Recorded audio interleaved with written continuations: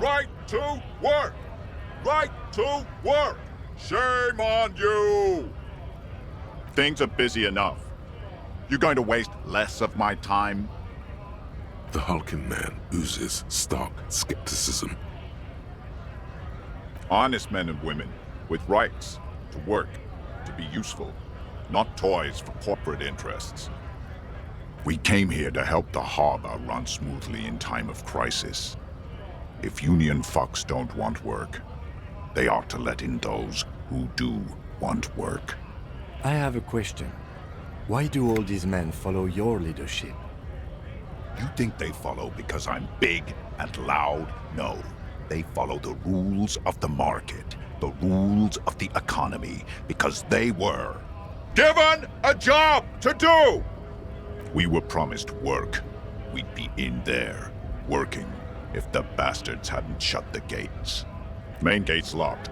Would take heavy ordnance to bust it open. Could try to get in through the secretary's office. Door's locked. The guard's blocking the way to the access panel. And I don't mean the scrawny mess punk either. I mean head measurer. Or whatever he is. Huge Seminese guy standing up there on the overhead passage. Won't let anyone by. The access panel is right behind him. Bad. Standing on a narrow bridge, he's got a strategically advantageous position. And he's trained. I don't know how the Union has a trained killer up there. But that one's no joke, and my men are tired and hungry. They're workers, not fighters. Like civilized folk, you mean? These native fucks don't understand civilized. It would be better for the neighborhood if you went home, at least for now, if you can't get in anyway. No! They will give up eventually. Or get drunk.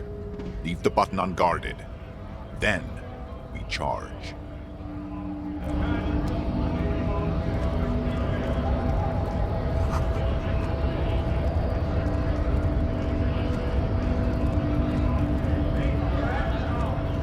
Scab?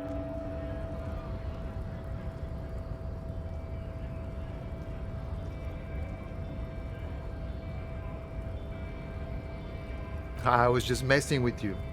No one's ever seen a cop scab. Imagine, you cops going on a strike, but then another cop comes in and says, "Let us cop for less money." Speaking of, what brings the RCM here? To the wild north? Come to see the strife? Murder, huh? That sounds like a lot of hard work. You'd never see me investigating a murder.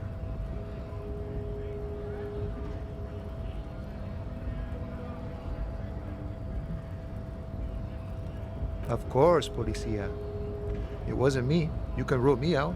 Easier that way. Should we? He's nice. I don't like nice. He didn't do it. It's the truth. The little boy had it good on his promise. To get me into trouble. To sick the pigs on me. Pardon the choice of words. Not mine. What happened? I was asked to look into that armor situation. Official Union probe, you know. Track it down, see who took it. Did you? At first I thought, why not? Maybe the pieces can feed the strike. Buy us a few more days under the sun, you know? So I went to this boy. He said he'll make me his prison bitch. He's got eyes everywhere, the cops in his pocket, and he's the king of Jamrock. Serves me right for doing menial footwork. I dropped that probe right then and there, and it still got me into trouble. One bad move is all it takes. I learned that people don't want to talk to a drunk Union man about some armor. What else? Not much. Technical stuff mostly. That was the interesting part. I did some research into this armadura. Let's say I have friends at the library. I didn't get into the material science, just how it comes off. How does it come off? In parts. 4 in total. The helmet was the first to go. The kid says he tore it off and kicked it into the sea. I believe him. The boots were still on the guy last I saw. Too hard to remove. So, as I count, there are 2 parts missing. The gauntlets and the cuirass. This is where I left off. Too much hassle. More like a job for some militia. Oh, they're just gone. They don't exist anymore, if they ever did at all. Forget about them. I did.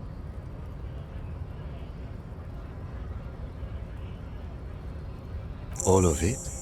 There are junior officers out there, eager to prove themselves. I would leave some for them, and I would leave the boots to processing, but okay.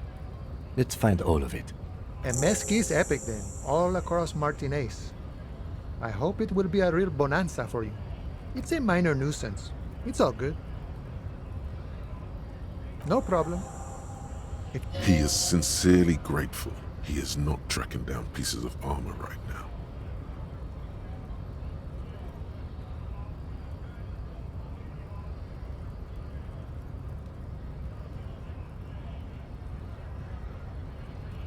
Body still hanging in the tree? Hey, that's a rough pickle. Can't help you with that, sorry. I'm not really an admirer of dead bodies. Might be someone else from the Union can render assistance. I don't operate in that capacity. I'm not a granter of passage. The passage grants itself. I walk right past Measurehead and go in. Yeah, the 2.5 meter tall Semini Supremus is there.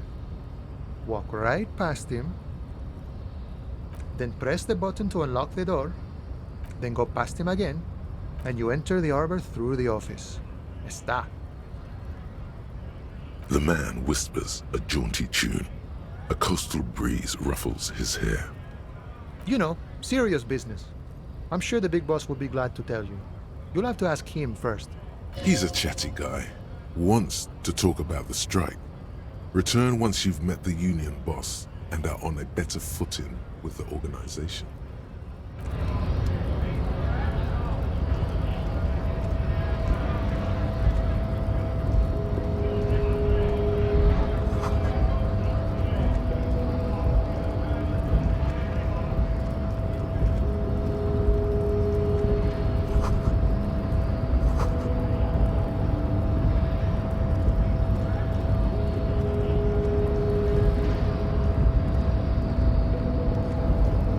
Nobody betrays your degeneracy.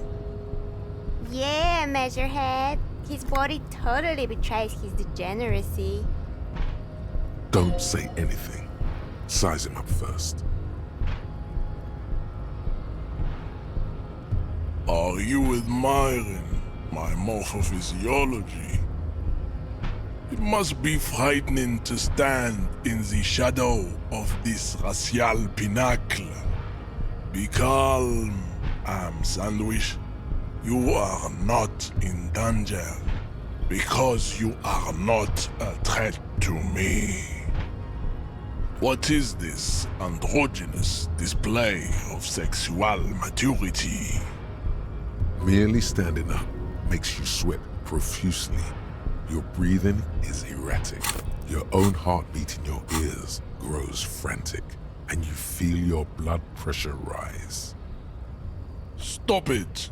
You are embarrassing yourself in front of this woman and your pedomorphic friend. This display of weakness may appeal to older women with a stronger maternal instinct, but it is a liability here on Battlefield Martinez. Jean-Luc, his body is betraying his degeneracy pretty hard. Maybe you can ask him to leave. That is precisely the negligence that has led you to succumb to Al Ghul. You reek of it. An invisible sword of Al Ghul emerges from your throat. You cannot see it, but others can. It is making the woman in my company sick.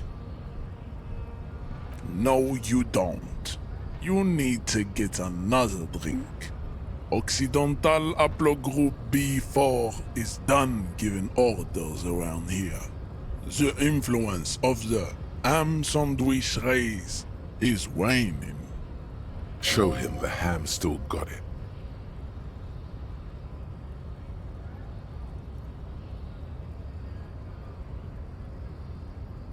Jerking motions, signs of a late-stage neurodegenerative disorder.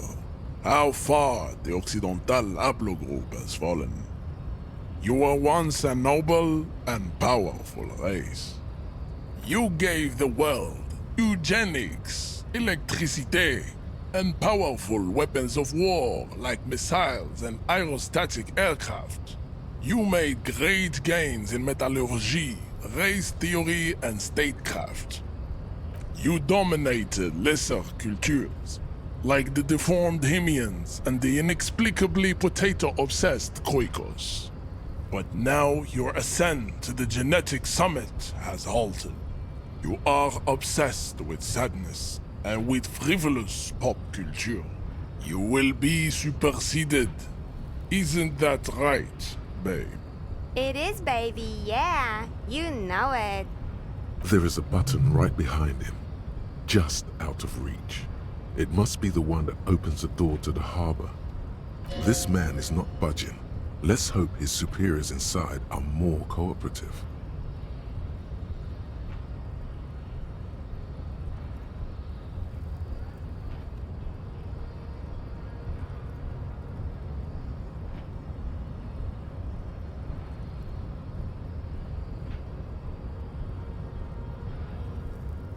Enough with this begging. You should leave the stage of history with dignity by inviting the other races to a great world war.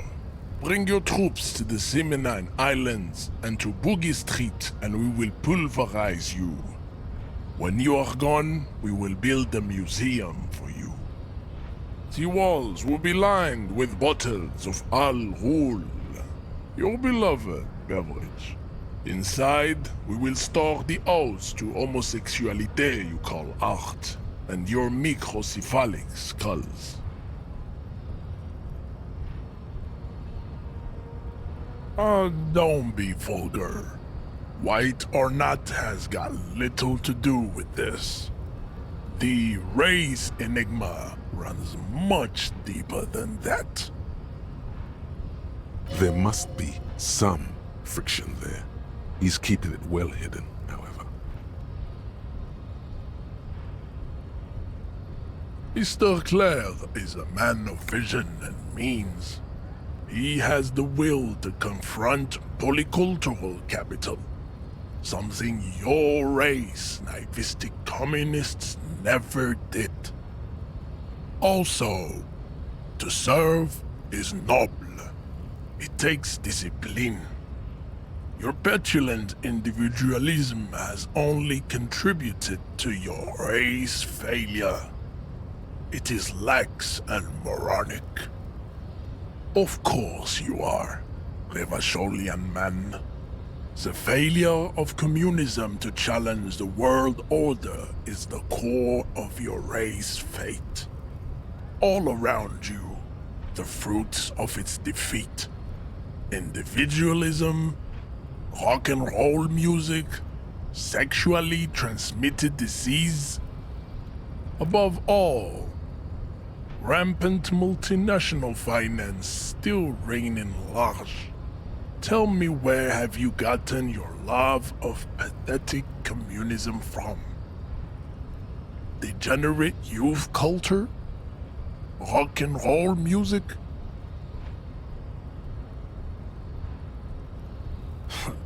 Rock and roll is moribund.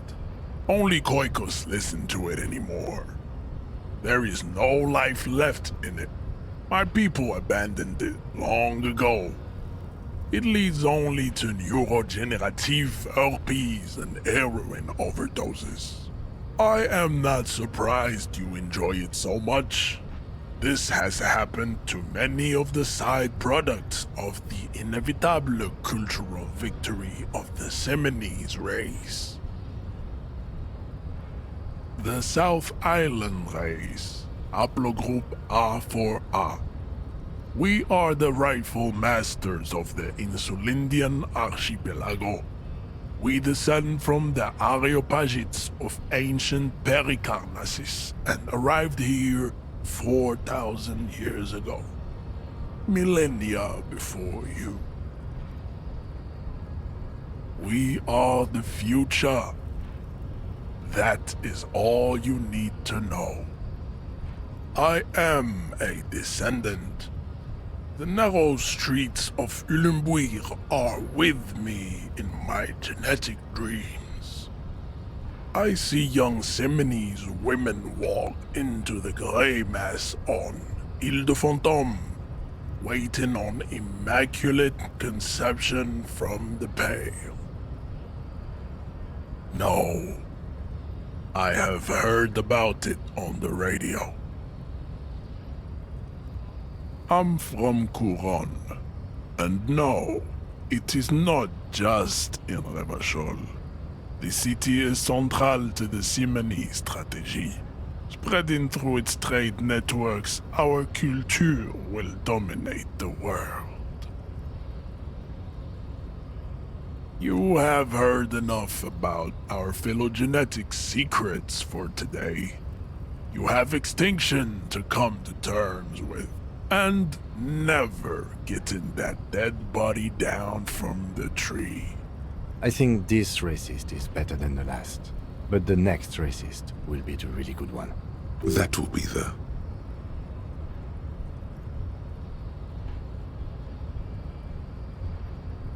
He will grant us 3 wishes. Your pedomorphic friend has quick wits. A protruding occiput and an indented zygomatic bone. The lieutenant does not flinch. You should keep him close. The congenital defect of farsightedness does not render him a complete invalid. He still has the use of his mind. He does not so much as glance at the object. Stop showing me your pathetic cup. I have no interest in it. Racists are generally not very good examples of their race. I am not like them. I am craneometric perfection. I have taken the trouble to permanently draw a phrenologic grid on my skull and features. This should dispel any doubt. The drawings are precise and look true to their pseudo-scientific ambitions. One thing, however, it is not entirely free of throwbacks in the phylogenetic tree. His large jaw, for example, could be a trait indicative of criminalism. Also, his earlobes could be smaller.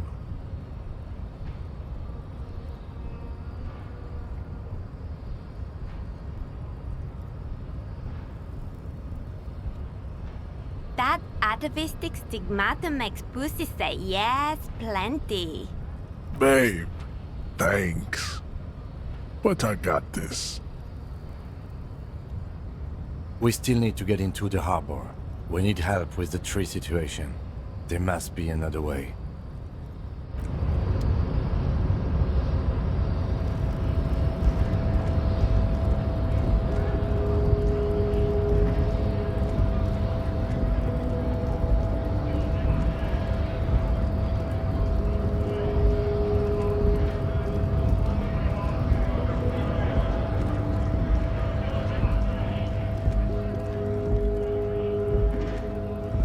Looking for something, Rod?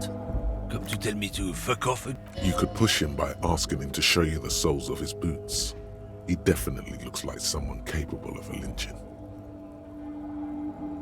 Been admiring the stompers, Rod? Sure, I can demonstrate them. On the bottom of the man's boots, you see an intricate tangle of treads with no immediately discernible pattern. It's Revachol. Custom made. Cost me a pretty penny. You'll see when the time comes, officer. True patriots carry Revachol in their very souls. Technically, you're stomping on Revachol every step you take. I know you people don't understand poetry. Oh, not much anymore. I'm here to pick up some cargo, but the dock workers are on strike, so it's a sit and wait on your ass situation. The strike? Oh, they've been at it for a while. A month, 2 months, maybe. But this here is just the last week or so. Apples? Yeah, apples. I take it you had other questions? He's given you the runaround. Let's be honest, you were bested.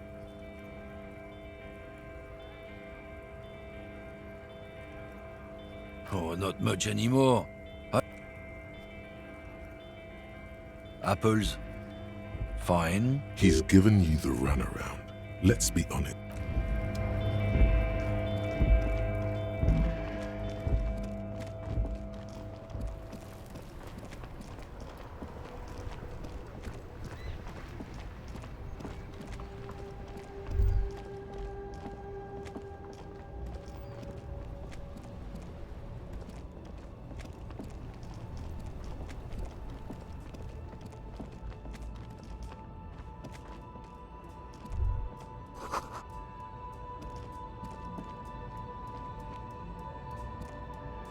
There's a pile of cheap sunglasses in a small box, a variety of shapes and colors. You like sunglasses, officer? I've got the latest styles right here. These are all boring. Boring third-rate ho-hum sunglasses made of cheap Syrahese plastic, the kind of plastic that melts in the sun. Those UV stickers are almost certainly just there for the show. If anything, these lenses probably direct more UV light into your pupils. These are all first-rate sunglasses. Premium design, superb material, very cool, UV resistant. These will definitely keep your eyes safe and cool while doing your dangerous police work. Abort. These are hideous. What's more, they don't even fit your face. You can feel them pinching your nose and chafing against your brow. Damn, officer! You look like a mega secret spy. Very secret. They're practically made for you. I'll let you have them for 2 Rial and 50 cents. It's going to be very difficult for anyone. No, you are definitely not buying those. Are you sure? But they look so good on you. You should think this through, officer. There are clothes inside. Cheap second-hand clothes, smelling of strangers' body odors. Don't be shy. These are premium class clothes. Good quality fabrics, best retro design. Save the economy with your style, officer. You find your hands deep in tattered and faded garments made from weird polyester blends that make your body itch and sweat in all the wrong places. Economical, but also trendy. Look first-hand, buy second-hand. Keep the economy moving. Something cold grazes your hand. Synthetic and sleek. A windbreaker. Surf, it says, but also... Good choice, officer. Mega sporty. And it's only $4.50 for you, sir. You see 2 lowly, defeated speakers, thralls, slaves basically, perched atop them like conquerors surveying the... I can see you've a taste for luxury, officer. Can't keep your eyes off those sneakers? A pair of Faun Ultras. The design is impossibly sleek and simple. A futuristic silhouette with a sleek monochrome colorway, a jet black upper, and a silver-lined midsole. Those sneakers, mister. Those sneakers are the latest Faun sneakers. Super air, super fine, super cool. Only 50 Rial. Only? That's madness. These once respectable speakers have been conquered, reduced to a mere prop by the indomitable Faun Ultras atop them. No, don't look at the speakers, officer. Look at the sneakers. The sneakers are the stars here.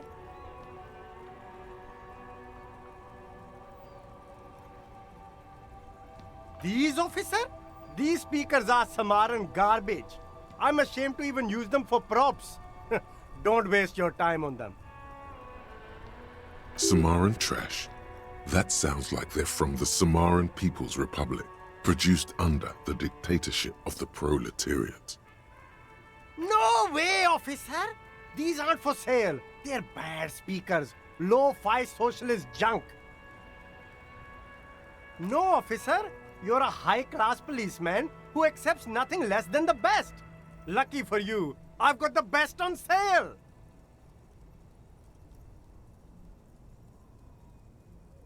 Well, if you want them...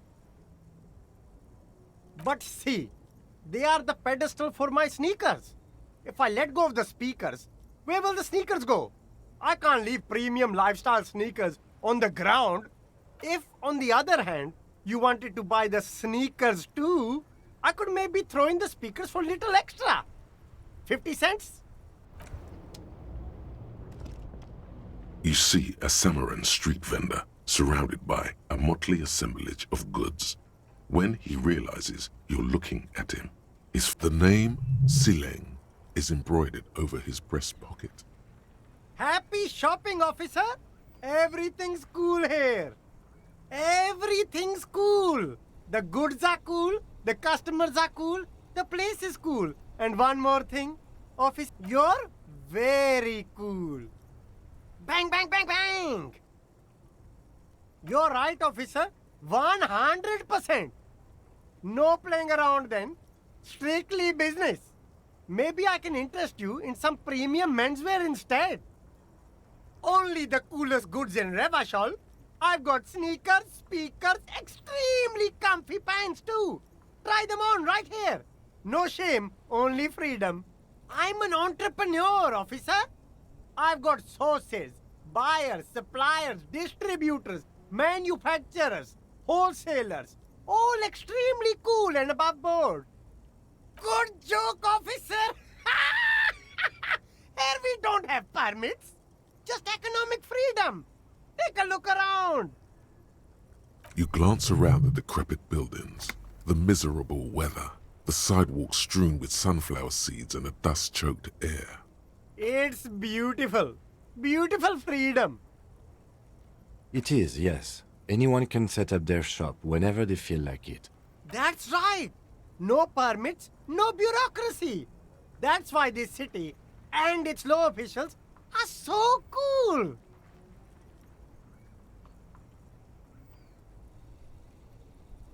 If you wanted to be cynical about it, you could say we are here to protect the interests of property holders. I am not, however.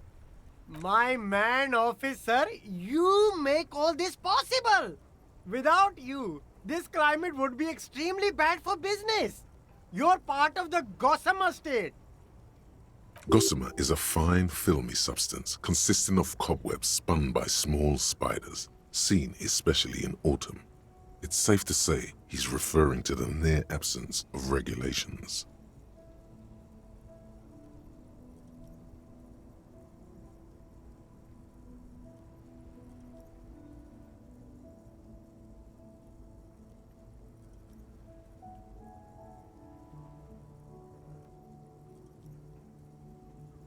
Yeah, cool ruins.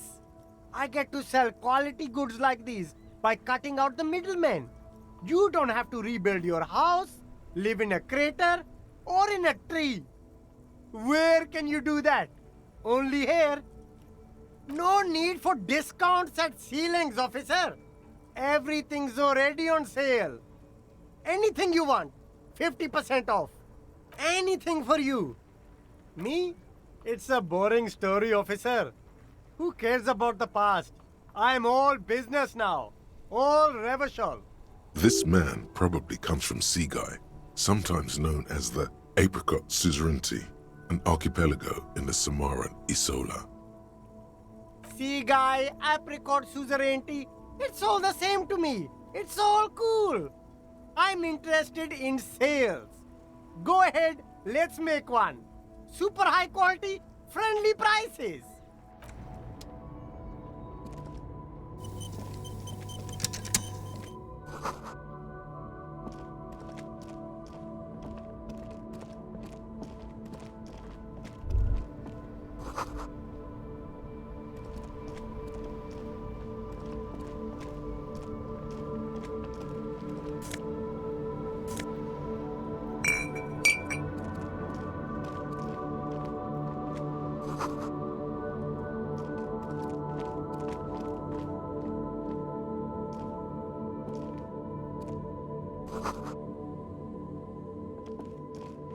Evening, officers. A burly man hangs out by the waterlock, carving up a generous serving of salami with an old hunter's knife. My friend Barry the Butcher is stuck on the other side of the waterlock. I'm keeping him company and eating his salami.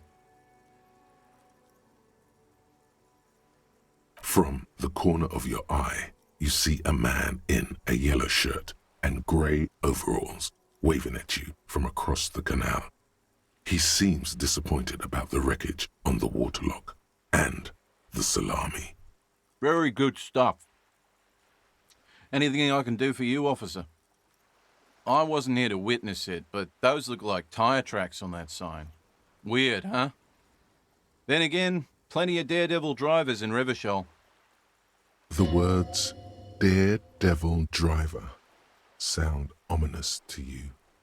Too bad it also takes a year and a day to repair anything around here, especially a waterlock. The rest of the coast is closed off till then. Well, there's the fishing village, an abandoned fish market, a bizarro church. Not much use to the congregation, though. There always seems to be something wrong with it. Yeah, not really much else. Just bombed out ruins. Sure thing. Want some too, officer? Why not?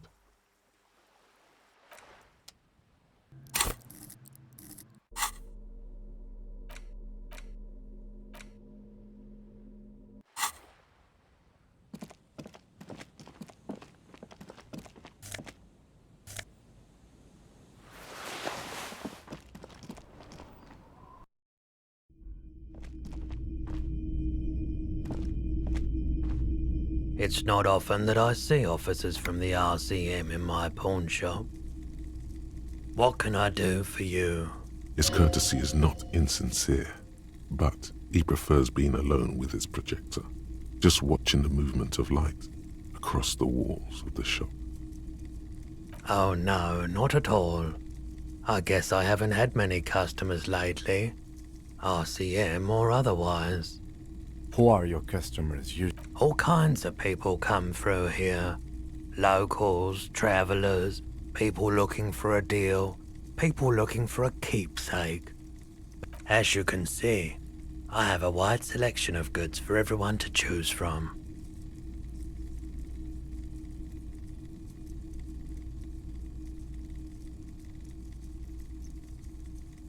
It keeps me entertained.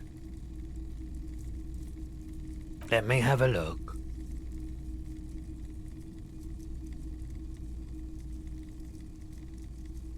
Anything else you're thinking of selling?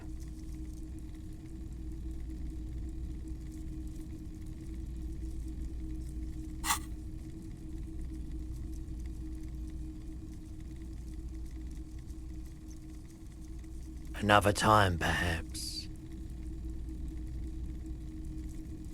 I doubt it, but I can try and answer any questions you may have. I do my best to keep my distance from all manner of butchery. Bad for business, bad for everyone. The corpse behind the hostel, I assume. I don't have a truck with a mounted platform or anything of that sort myself. Ask around the harbour. There might be some workers there who'd be willing to help. The pawnbroker's gaze is already fixed on the dancing colors. Someone else came here earlier today asking the same question. I promptly sold her the gun you pawned a couple days back. The lieutenant shifts from one foot to another, alert. You, With Kim here too? That just sounded really bad. You were adamant about getting rid of it, officer. Said you were undeserving of a service weapon of the Rivershoal Citizens Militia. And I don't like keeping guns around the shop for long. Off-the-charts photon emissions. The unhealthy kind. He's not telling you the whole story. It seems he's trying to spare you. You weren't quiet yourself, officer. You were very distraught. You said the gun was a threat to your life and that you can't trust yourself with it tonight, and that you need the money. When I said that I don't normally buy firearms, you put the gun barrel in your mouth and sort of sucked on it. Then I agreed to take it. Very normal behavior. You must have been in great shape.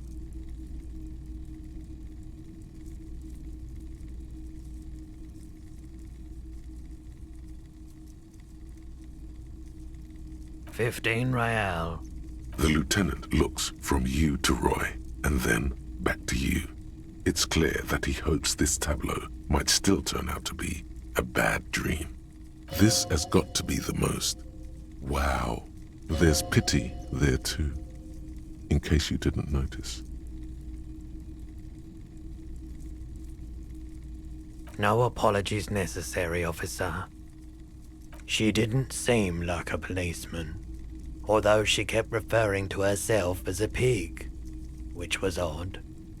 I found her interest in the gun a bit obsessive, but I was just happy to get rid of it, and of her.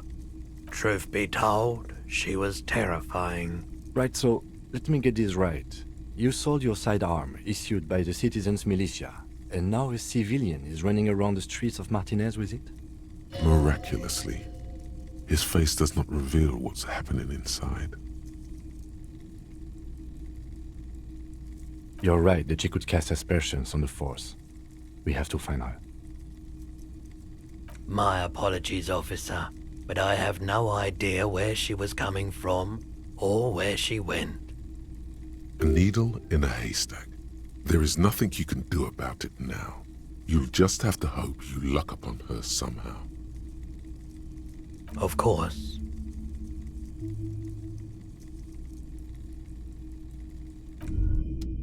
Hey, so we've been monitoring you internally, and now we know your Copo type. Yes, guess what's yours? Okay, just for the length of this short demonstration, please say something that isn't, I'm sorry. No, you're the sorry cop. The cop who's sorriest. Let's make it official then, shall we? Huge lack of enthusiasm going on in here. Oh, you know, Apocalypse, Superstellar, the advanced interesting cop, liquid shadow cop. But you're too sorry to say those things. So, here we go? What? Jealous of the sorry cop? I think they'll be fine. They'll be super fine. It'll be totally okay. You can dual Copo type from sorry to anything.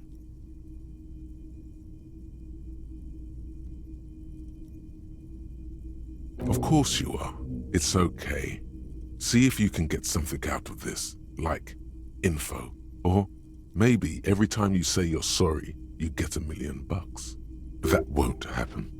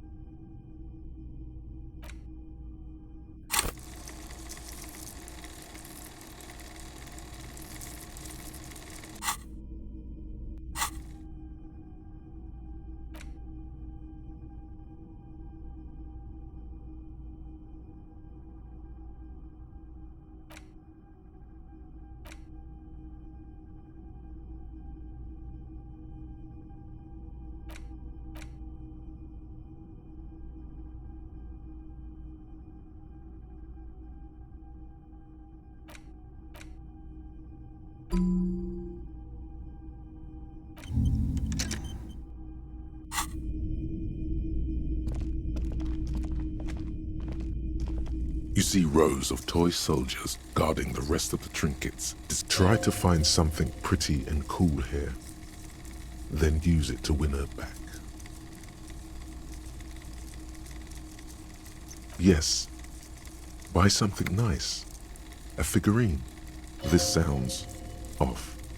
You shouldn't trust this guy.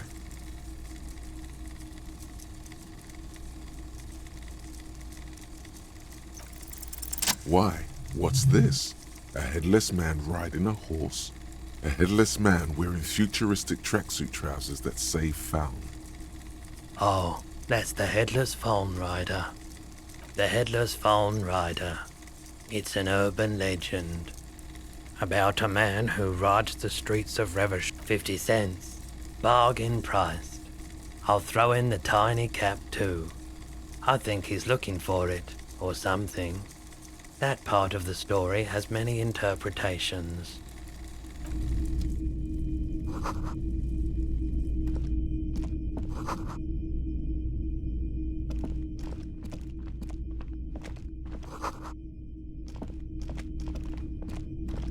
The boomboxes on the shelf look well-loved and well-traveled.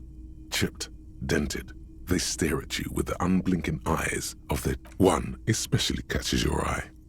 Deep gold and amber plastic. This is you. Gold and orange. Just make sure it works before you buy it.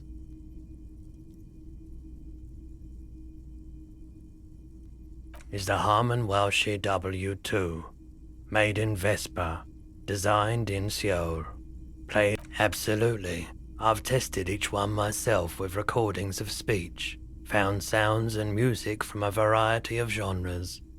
Even if police work means playing tapes, sure. You can use it for that. Or... A typical Martinez streetlight sits among assorted floor and table lamps. It was brought to me to be altered. We are not here to investigate the theft of city property. You have to admit it's rather clever what he's done with it.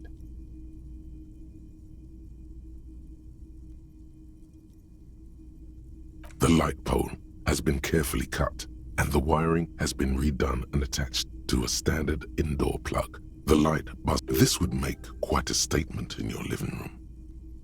Yes, officer. His manner is casual. 700 real. A bargain, I dare say.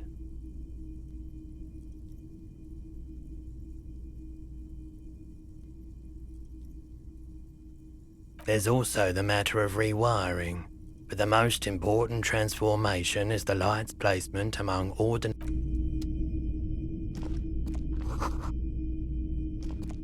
Yes? What do you want to know? What's there to say? It's just stupidity. The cop kind. Our precincts can't decide if Martinez is part of Jamrock or the Industrial Harbor. Yours or mine, as if we somehow own parts of the city. Typical street gang mentality. So we've let the Union make a mockery of law enforcement here, and now it's come to its natural conclusion. Well, sort of. It's less a matter of who gets to police Martinez than who has to. It's an orphan district, in other words. I think the dispatch desk just told both our stations about the hanging. There was quite the brouhaha at the 57th, I can tell you that. Time to settle it, they said. Cop off.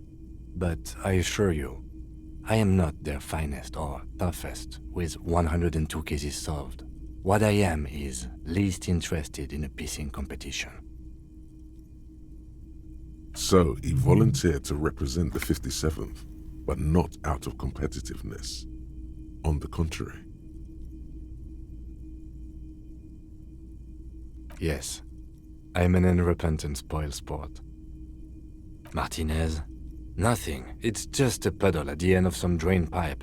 No one cares about this place. They care about sports. Most of our colleagues don't even know how to get here. North of the interchange doesn't exist.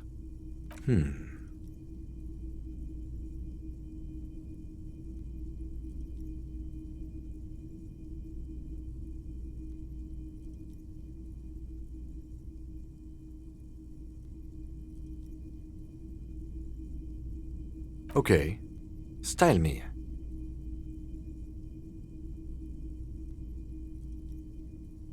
No, I don't.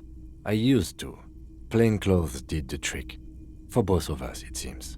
Now, Was there anything else you wanted to ask about the competition? Yes, it's a wholly pointless matter. Forget I ever mentioned it.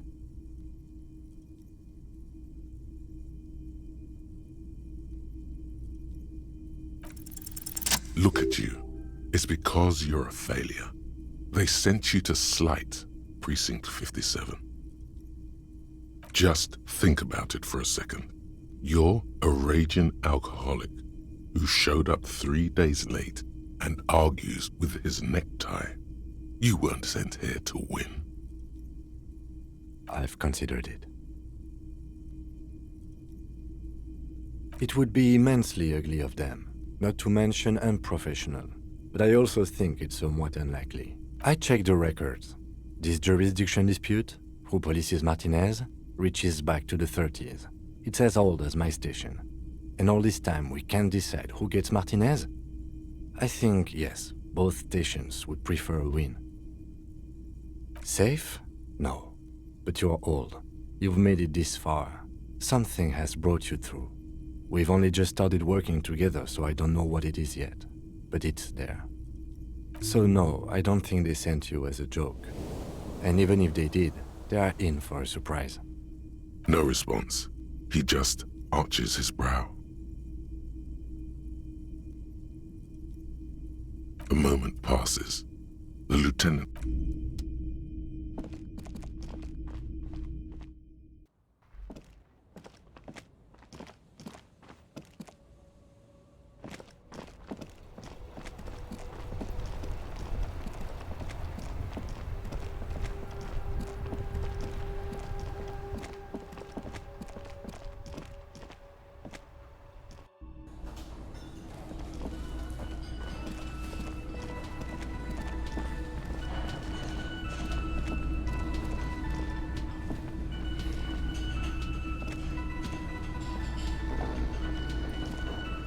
The worker is in a deep slumber.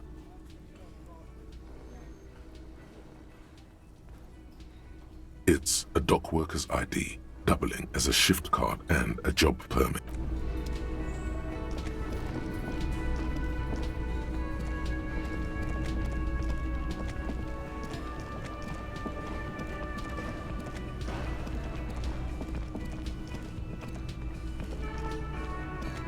Hello again, sweetie.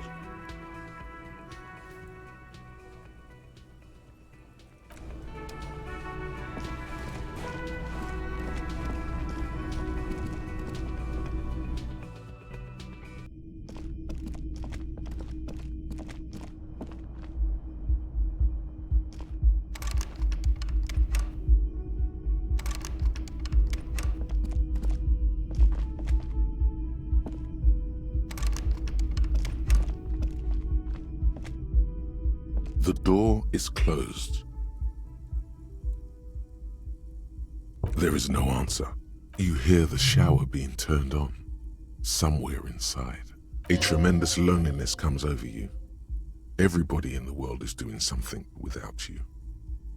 The door is closed.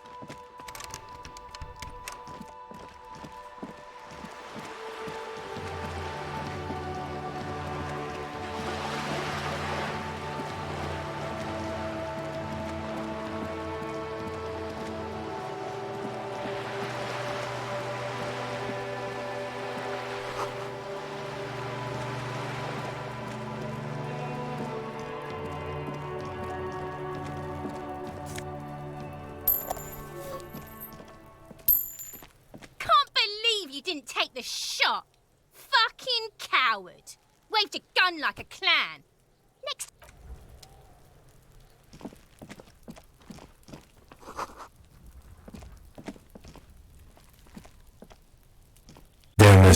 way into the building.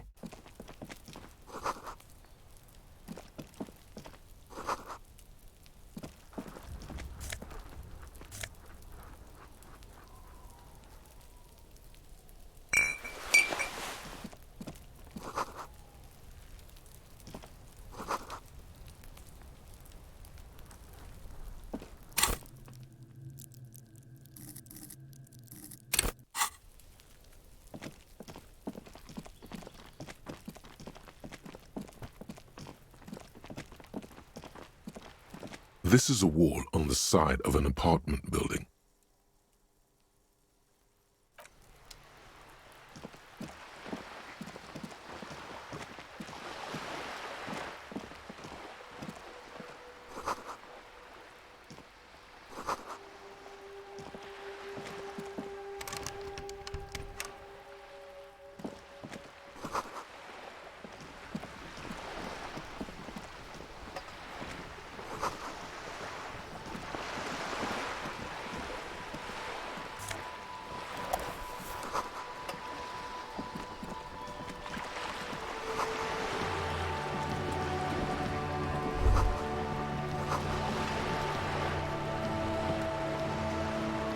A striking woman leans against the cabin top of her sailing boat, smiling as you approach.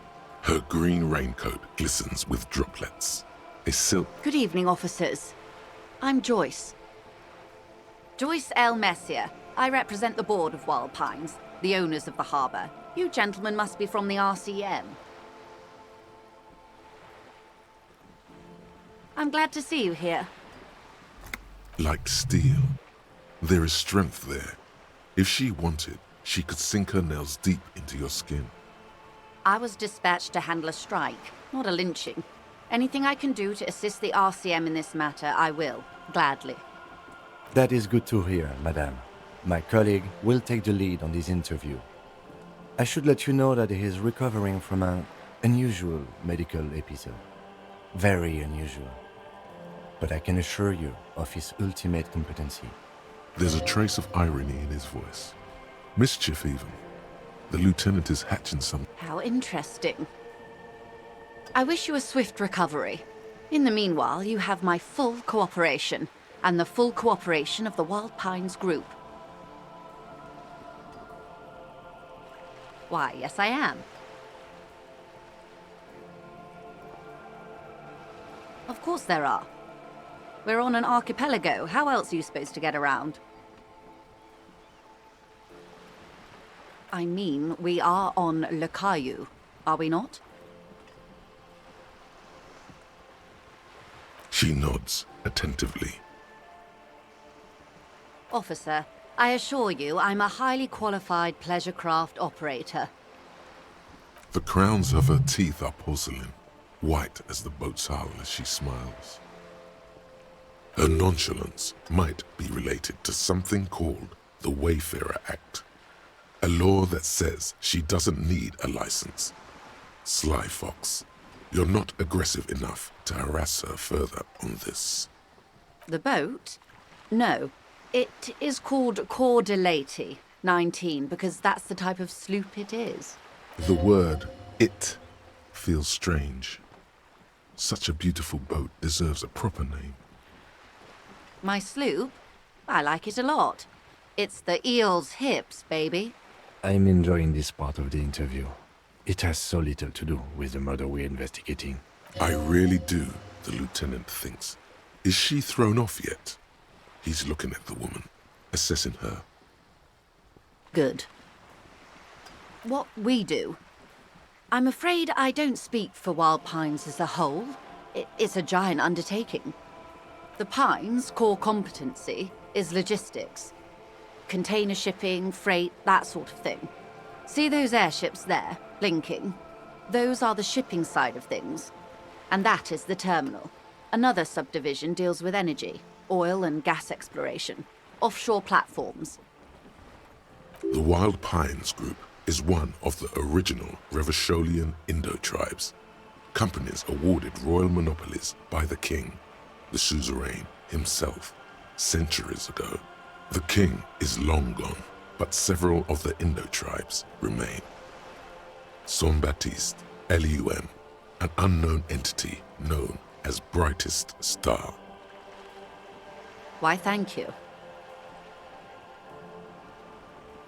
I'm not at liberty to discuss the company balance sheet, but I can tell you that last year, the company booked more than 20 billion real in revenue. A billion?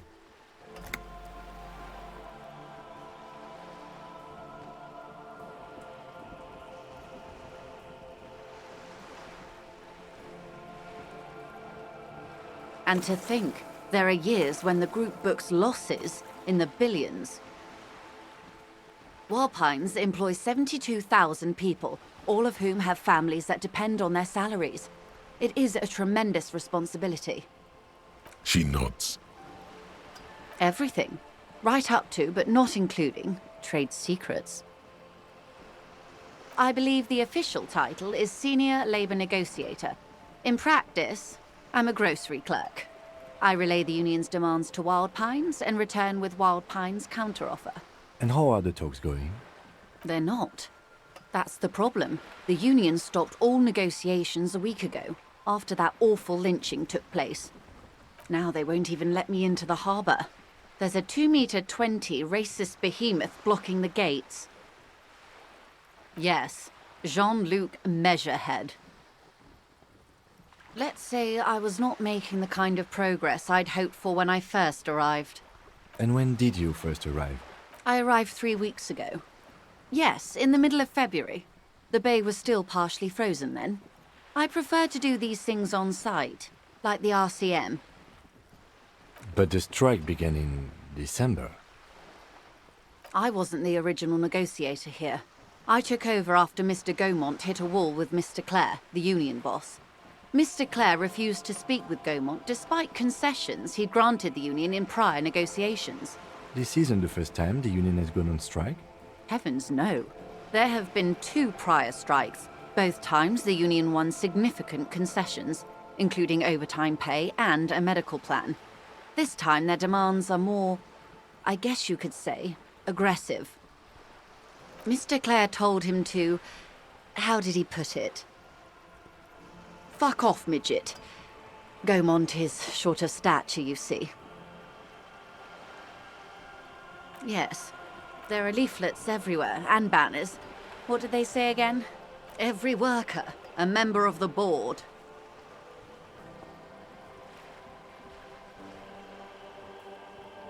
Then you might also like their other slogan. Demand democracy.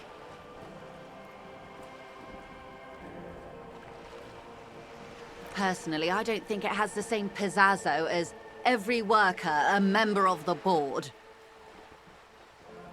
It's quite simple, you see. Every time the Wild Pines group makes a decision about what, about anything really, it needs the signature of each of the 2,200 workers in its Martinez terminal. Just so you understand, this is but one of 22 terminals owned by Wild Pines. Essentially, not only are they kings of the company, they are also kings of the 72,000 employees of Wild Pines Group. I'm not sure. Naturally, I assume that was just their opening position, a hard-nosed tactic with a side of mockery. But there's been no follow-up, just the same nonsensical slogan repeated over and over again. And now, people are getting lynched, I hear. Behind the whirling in rags. A disastrous situation if there ever was one. Excuse me, from whom did you hear about this lynching?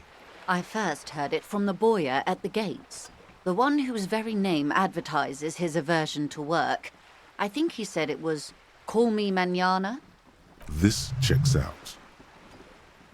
The scabs?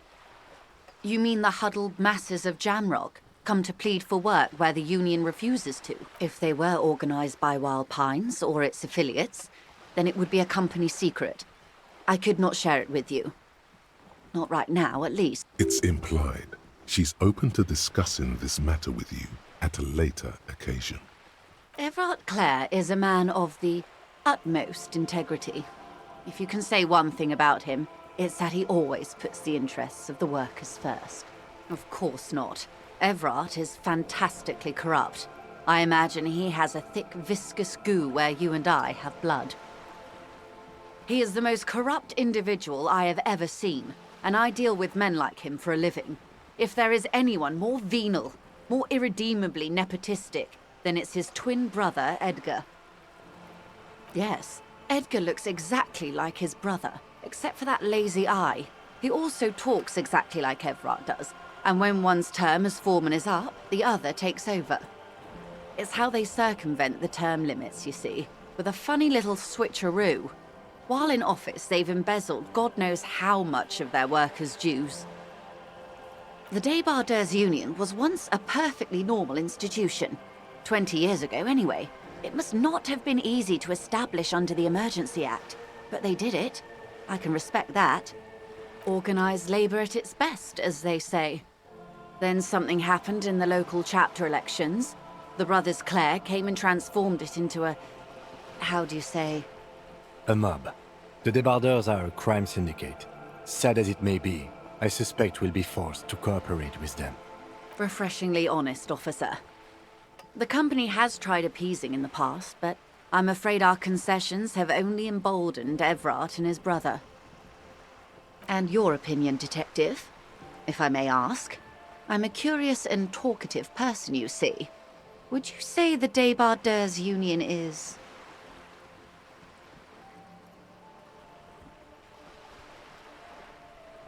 Why do you think so?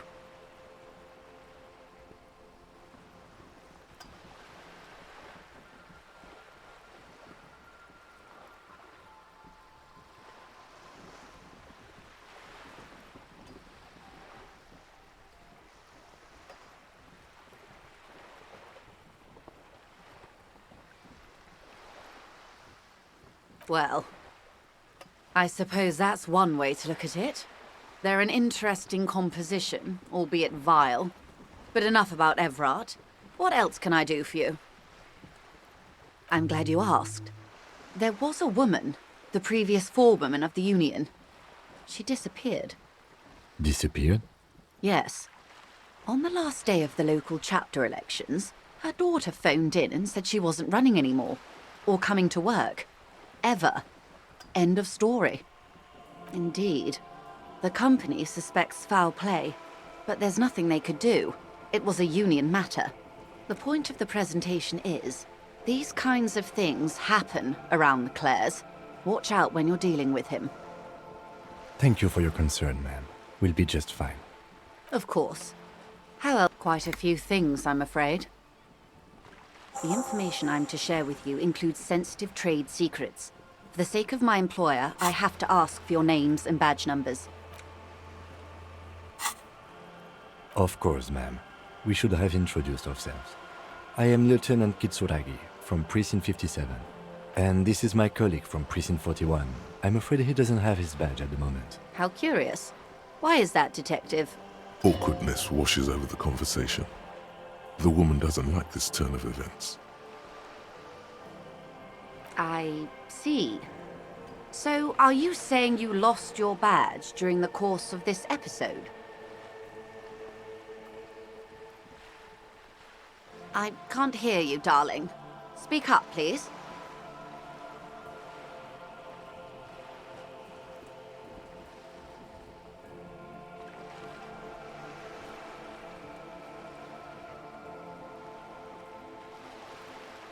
Oh dear. Some kind of encephalopathic amnesia. I don't even know how to respond. I do believe you, naive as that may sound. I simply can't imagine what you gain by faking such a condition. As I said, ma'am, his technique may be very unconventional, but he is an officer of the RCM. Of course, I sympathize, but I'm afraid I simply can't share anything more until I've seen that badge. Hang on. She's a professional negotiator.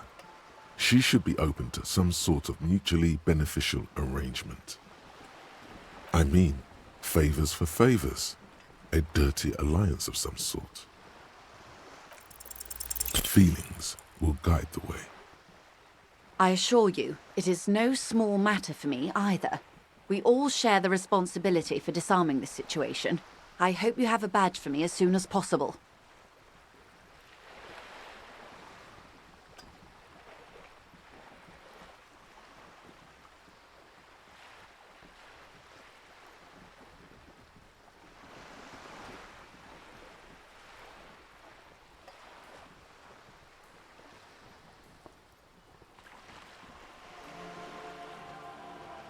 She's silent. The wind flaps the sail above her. Officer.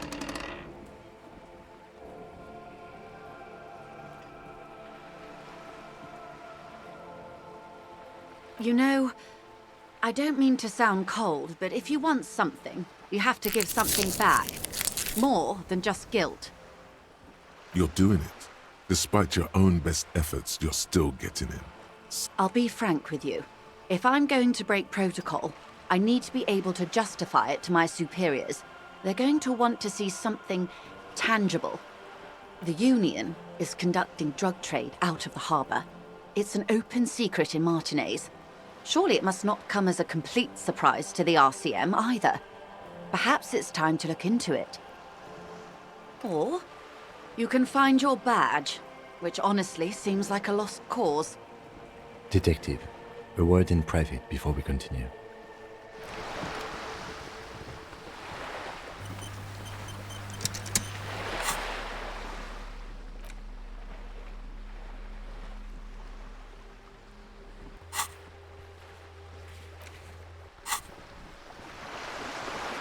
This is not going quite as I hoped it would, Detective. Honestly, I was expecting you to use your unorthodox technique to keep her off balance, and not volunteer us to be her henchmen.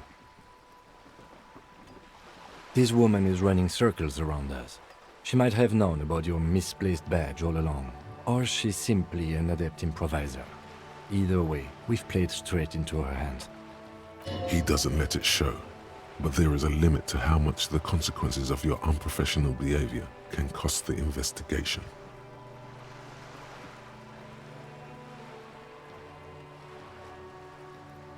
Oh, that would be fantastic, but do we have the time? The world is large and your badge is 8 by 6 centimeters. You could request a new one from your station, but that would literally take months.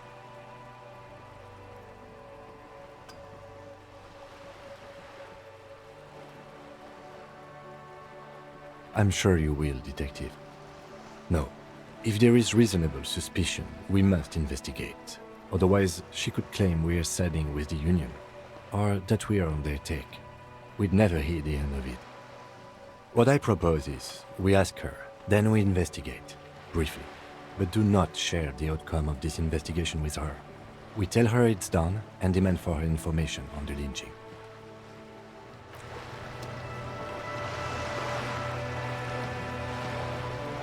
We should think about calling it a day, maybe.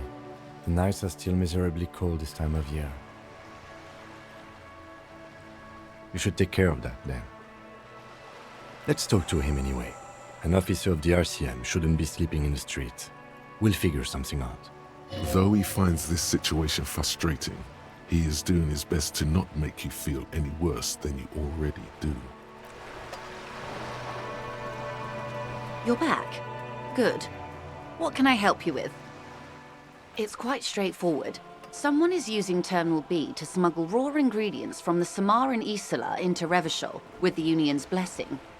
Wild Pines has suspected it for years. Ingredients for what, ma'am? Meth and dextroamphetamine, GBL, and various synthetic psychedelics. Honestly, it might be quicker to say what you can't make from the stuff. Yes, after they clear the terminal, we lose track. The actual production is taking place at various sites in and around Jamrock Quarter, north of here. Wild Pine seems to be well apprised of the local drug trade, ma'am. Do you mean to say the Union also produces the product? Sells drugs, I mean? We're in logistics. It's our business to know. And no. As far as the company knows, the Union does not produce it. They transport the ingredients for a cut. Yes, but you won't get anything out of Evrat and the Dock Workers Union. Still, every chain has its weak link. The lorries. Someone needs to move the ingredients from the harbour into the city. Once they reach Jamrock, they're distributed to a network of local manufacturers well beyond our grasp. But in transit, they are vulnerable. How convenient that they're stranded like beached whales at that roundabout. Perhaps you've noticed that a number of lorries are tangled in a traffic jam at the roundabout just now. Interview the drivers who are still hanging about. One of them might be waiting for a crucial shipment. I'll be explicit. If you find this driver, I will share company secrets with you. We did, on more than one occasion. Apparently, there's some sort of inter-precinct disagreement about whose jurisdiction this area falls under. We know the company has launched its own probe into the union's alleged involvement. We also know it's come up empty. It's not just the RCM. No one's been able to find any hard evidence. Well, here's your chance, officers. No. We asked East Motor Track to raise the drawbridge. The road company is a partner of one of our subsidiaries. However, this is a limited time opportunity. Once the complaint has been processed by the Trade Committee, they'll have no choice but to lower the drawbridge, and the operation will continue. Thousands of litres of raw ingredients will pour onto the streets of Revachol. Not the east across the river, but the west. The vulnerable, the weary. Well, at least this solves one mystery. What is that, Lieutenant? Why I had to call East Motor Track and beg them to open a drawbridge for me. I'd wondered since I first drove in, on my motor carriage. I am sorry for the inconvenience, Lieutenant Kitsuragi, but we need them trapped here. This is a unique opportunity. I'm sure you understand. How do you think they're financing this strike? There are thousands of unpaid dock workers going strong for the 4th month straight. There was a shakedown of local businesses preceding the strike. Many were squeezed to bankruptcy to fund it. With all due respect to these desert cacti, the contents of a few cash registers cannot provide for 2,000 men. The local businesses can scarcely provide for themselves. Precisely. Smuggled out of that very gate at night, most likely, then loaded onto lorries and driven to Jamrock. You simply need to find one driver who will open up to you. She simply nods.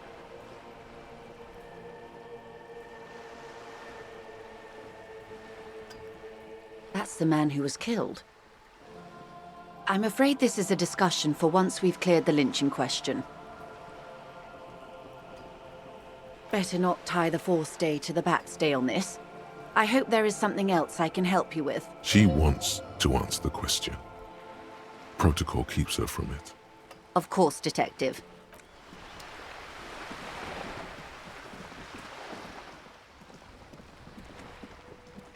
Yeah, you better keep walking.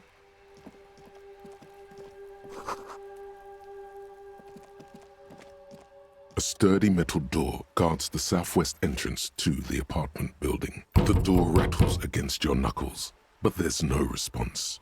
The door rattles again, but this time you hear an elderly woman's voice calling out. Stop banging on the door! I'm not letting any more strangers inside. The police? Everyone knows the police don't come round here. No, I already told you. I won't be responsible for any more strangers getting into the building. Go check the backyard door. Maybe someone there will. Backyard door? There must be another entrance to the east.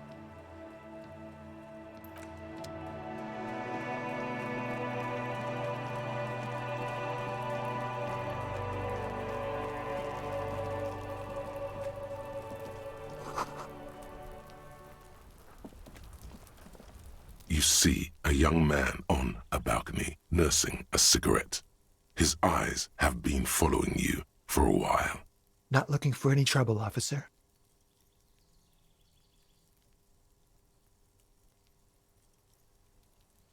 I don't want to be seen talking to the gendarmerie, if that's okay. I just want to finish my cigarette. Don't let him go. This could be your witness. The balcony has a great view of the whole thing. Is it really that important? Like a nervous cat, He keeps stealing looks at the neighboring windows. All right, but make it quick. Once I finish this cigarette, I have to run. I'd even go so far as to say that the view is a little too good, my dear gendarme. Do you have an estimate of when the body will be taken away? We will remove the body as soon as possible. Now tell us, where were you last Sunday? Oh. You already asked me that, didn't you?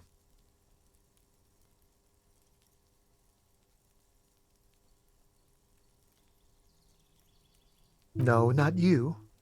Some more muscular type. And when did you speak to this more muscular gentleman? Last week? I don't know. Look. You didn't answer the question. What were you doing last Sunday? I had a friend over. It was my Sunday friend. He doesn't reply, gesturing no with his cigarette. Under the dull and darkening sky, the neighboring windows stand silent. My name? My name is Martin Martinez. Martin Martinez? Good local name. Let's go with that. No. We won't.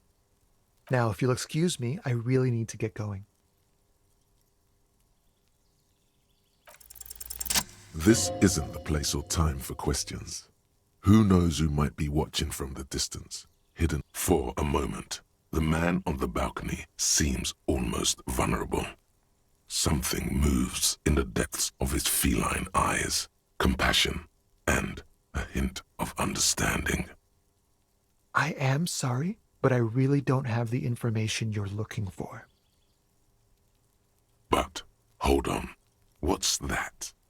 For a split second, his hand lingers, as though gesturing towards a stone placed. It's a sign. Good luck with the investigation.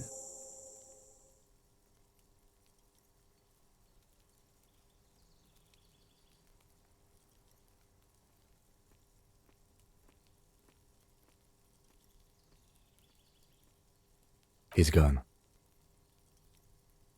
No point in running. Tenements like these often have multiple exits. If he doesn't want to talk to us, then he'll know how to hide himself. He could be a witness. Him or his Sunday friend. Either way, we need to look into that muscular type who's asking about our case. He did leave us a sign. Did you see that? He wanted to draw our attention to that stone right over there. If we find a way inside the building, we can ask around for his apartment. A stone, like any other, lying in a whirl of sleet and mud. There's a key beneath it, rusty from the dirt. This must be for the front door. Pity, we'll just have to go in and see.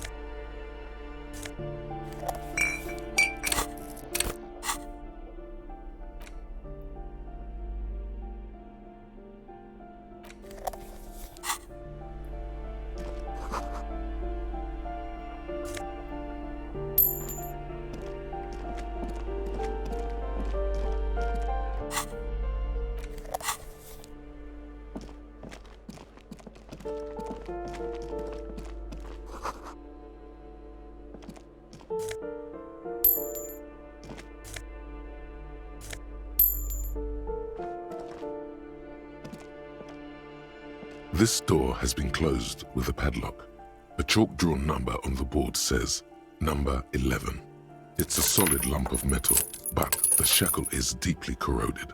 A solid pair of chain cutters would make short work of it. Better whip out those cutters. You won't get very far otherwise.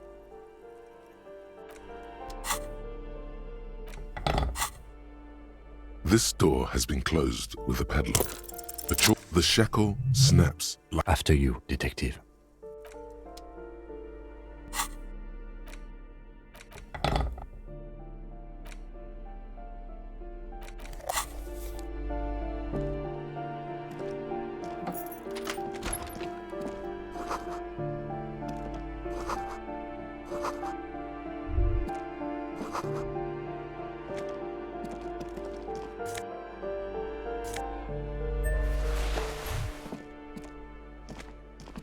A plaster cast bust depicts a middle-aged man with impressive sideburns. The name on the plinth reads Kraz Marzov. Honestly, he does kind of look like you after all.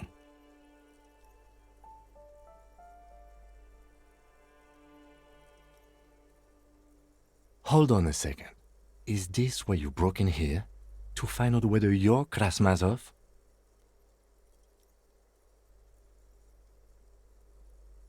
Sure it is. Well, you both do seem to share an affinity for sideburns, but it seems like old Kras here didn't drink nearly as much as you.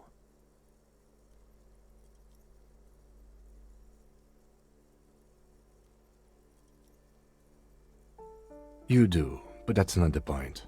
The point is, he doesn't look like you. Ah, very well. Let's look for identifying features then. Doesn't he have a birthmark right here? What about you?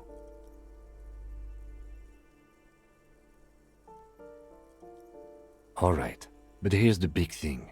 Krasmazov looks Samaran, and you don't. Good, so you're not him. It's decided. You are not the most famous philosopher of the modern period. The White Star, the photos on the wall.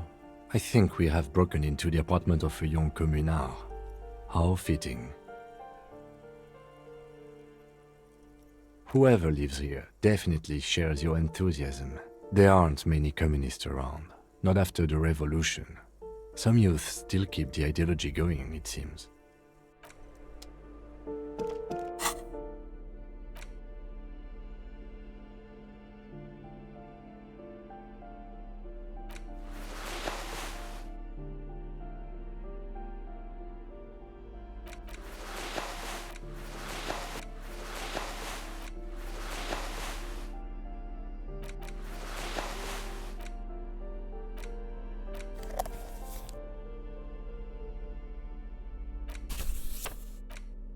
It's the letter you found in the trash. A cabbage of papers hanging from the board.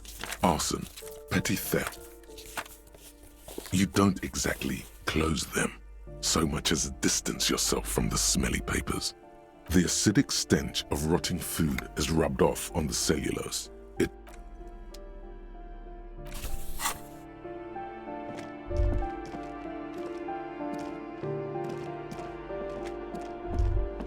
That isn't just a five-pointed star. It's an inverted white pentagram cradled in a wreath of... The star and antlers was developed in the 6th decade of the last century and quickly adopted, even today, half a century after. The star and antlers to symbolize the toppling of the old order. Also, some social democrats were already... The wreath of antlers represents a natural crown. It was about building a society that could exist in accord with the natural world, and at the same time above it. Because white is the color of peace. Gone is the glory of hope. Only the scribblings of impoverished students remain in dirty hallways.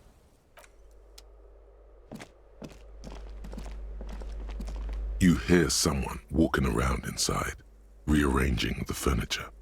The number on the panel says 10. The walking stops abruptly, but no one comes to the door. You can feel tension on the other side. A poor communard, from the looks of it. The room is barely bigger than a closet. Do I have to open the door? Do you have a warrant? I'm not obligated to open the door if you don't have a warrant. Let's go. We don't have a reason to get inside that apartment. It's generally easier to do things if you have literally any reason.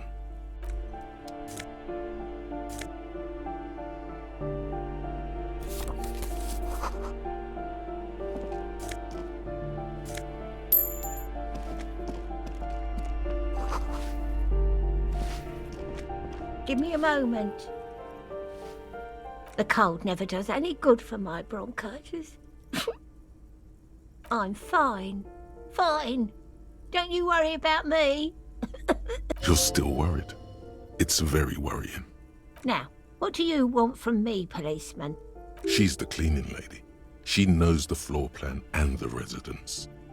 I'm no one. Just an old woman who cleans these hallways. If you can call it living.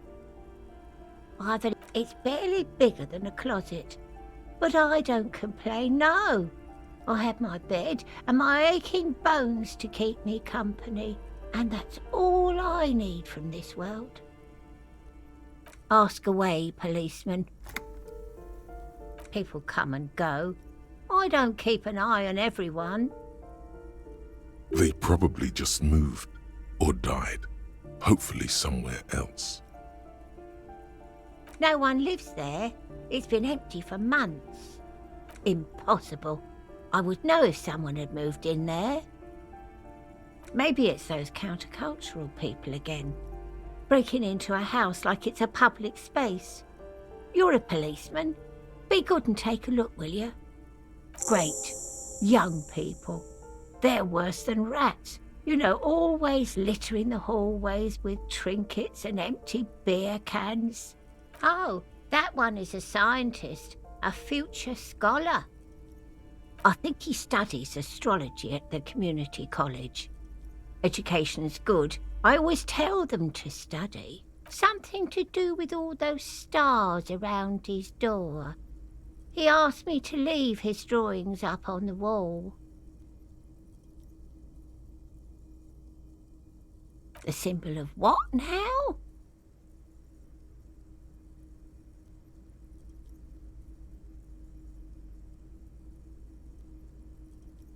Ah, all I know about politics is that it's brought us more harm than good. She mumbles some kind of a response, then hacks something into her handkerchief. Oh, you'll find plenty of Martins here. Don't you worry. Pea-brain, someone played a trick on you. Martinez is a name for anyone who comes from Martinez, like Tim Jamrock or Raoul Ravachol. Oops, you really didn't get the joke there. I thought it was obvious. Anyway, officer, we don't have the witness's name. Yes, I know who you mean. The scrawny boy who's always smoking like the devil, right? Somewhere in the building, a child starts crying. You hear a radio tuned to a talk show and someone taking a shower. What's he in trouble for?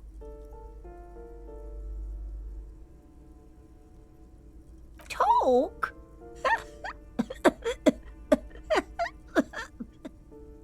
He lives upstairs in room 28. Go to the balcony. It's one of those doors there. He's usually home in the evening. Thank you. We should go check out his apartment on the balcony. See?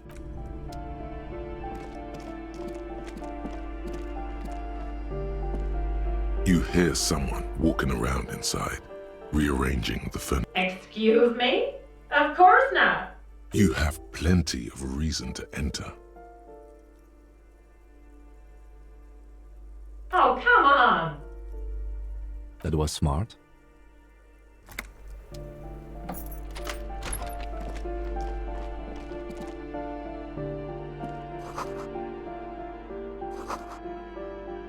Satisfied? My name is Marielle Charpentier, and I'm an agent with Martinez Realty Associates. I am not breaking in as I have every right to be here. The keys, see? Boy, there are a lot of different keys there. More than 20 at least. Her voice is really cheerful, despite her obviously hating you. Do you want to see my ID as well? You can't legally ask for it, but why not? Want to see my residence permit too? Very well, but please make it quick. I need to be back in La Delta in an hour. I need to get it ready for the next lease, but as you can see, the previous tenant completely trashed the place. It was some kind of a moribund old man who used to be a business owner. You'd think they'd make rent. A sudden serious look crosses her face. This story didn't have a happy ending. But that was months ago. Anyway, it is. Everyone says the real estate agents don't do anything. But here I am in the middle of the night cleaning up someone's crash pad. So the sooner we get this over with, the better. Oh, that's another huge mess. The former tenant owes us 3 months of rent. 3. We closed the apartment and planned on auctioning off the valuables, but... And again, I have no idea how stupid mistakes like this can even happen. But Ron, when he came to close the door, didn't close the neighboring door. And there's a hole in the wall. A hole in the wall. Can you believe it? And then the tenant ran off with his stuff. He's gone.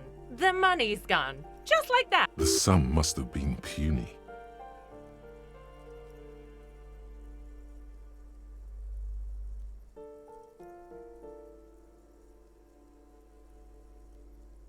These apartments are perfectly fine. They have gorgeous architecture, a million-real view of the bay, good ventilation, neighbors, life, spark, and they are affordable.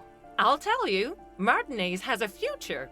In a few years, it's going to blossom with artists and creatives and those radio computer wizards. Don't ask me what happened with the wall. I have no idea how we're going to find the time or resources to fix it. Both apartments are now unrentable. Both. Of course.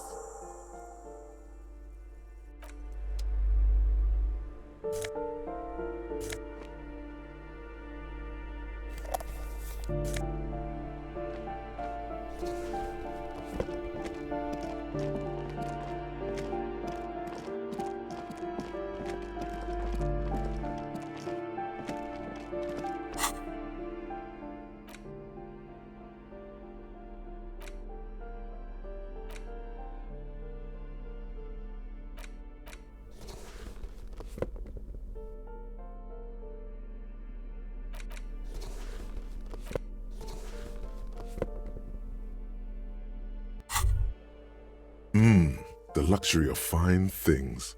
Just look at those black monk straps. After spending an entire day hustling, who's to say that you didn't deserve a pair of ridiculously expensive shoes on your tired feet?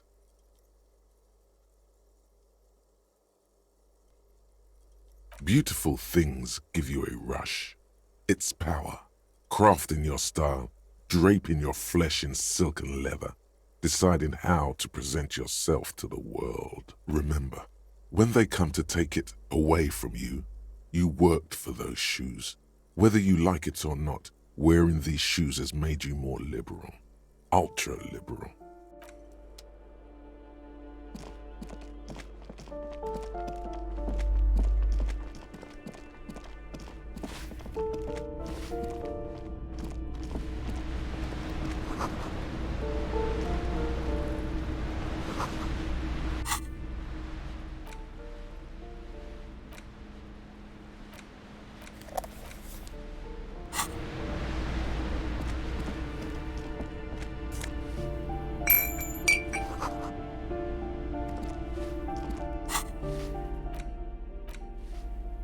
The worn map features the patchwork. It's just a racist mug. What's there to read? But it will.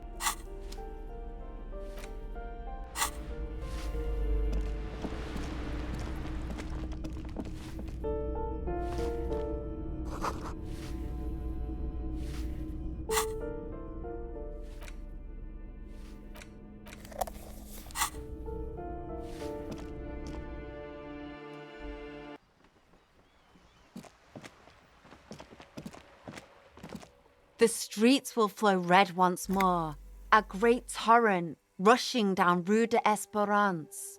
You wait and see. The streets will not flow red with anything. Who are you? I'm Cindy the fucking Skull. What else do you want to know? Date of birth, blood type, the last time I was tested for Hep C. Go where? Accosting a minor? Listen to your partner, pigman. Keep your grubby hooves off little old ladies. That smell coming from her paint bucket. It's not paint. It's heavy fuel oil.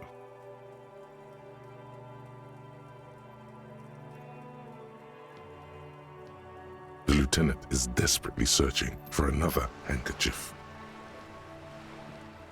Hatred, disgust, it's difficult to tell which of the two is more present in her. The woman on the boat does not notice her staring. That Ozon whore. Someone's got to keep an eye on her. Ozon is an archipelago 2 days' travel away from Rivershore. Its moneyed residents used to posh restaurants. On a first-name basis with her, are we? Piggy's moving up in the world. It's where they grow whores like her, and their whoremen. Pig's not half as dumb as he looks. Can't you tell? I'm painting a beautiful mural, an aereo graffitio visible from low orbit. I haven't really started it yet. I'm waiting for the right words. Have you ever tried your hand at graffitio? When faced with a blank wall, most people write unimaginative stuff, like pigs go home and Mona was here. We rarely see pigs round here, though. Just union cards. And my name's not Mona, so... She wants it to be something true and total. This place is severely lacking in havoc. Not even the occasional trash can fire. I thought I'd mix it up. You know, summon the forces. Yeah?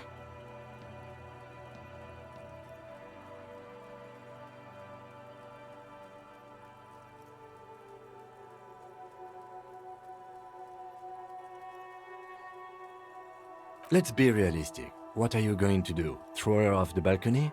You heard your partner, Piggy. I'm unstoppable. I ain't no snitch, Pigstein. Go forth and forage in someone else's shit. Actually, there is a shortage of people who talk to us in a normal, calm, informal... We weren't put on this earth to make your life pleasant, fucko.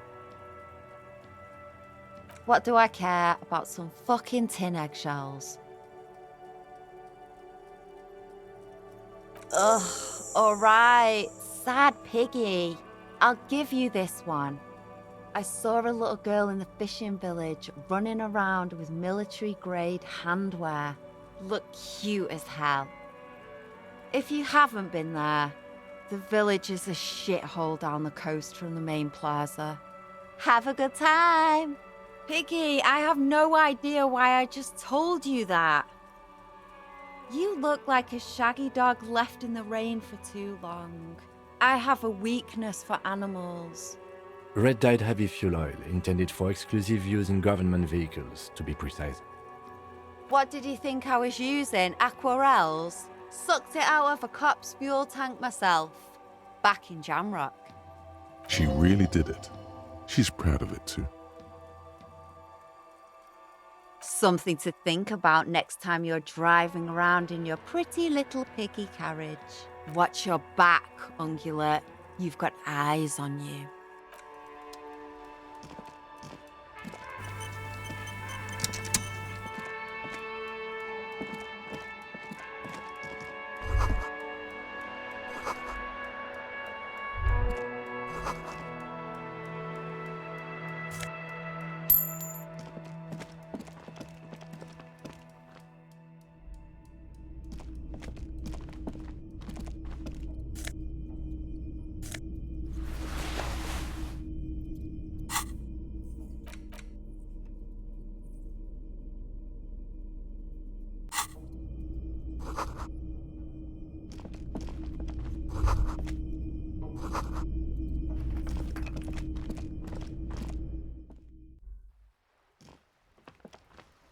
Hello again, officers. Have you come to admire my Ooh. Not only have you found my address, you've discovered my biggest secret. I'm a coal miner. Does anyone in a city like this? It doesn't have to do anything at all. Nothing does. Like me. Right now, I'm doing nothing at all. Yes, I keep hoping a shaft will collapse on me, but somehow it never happens. Shoot, Piggy.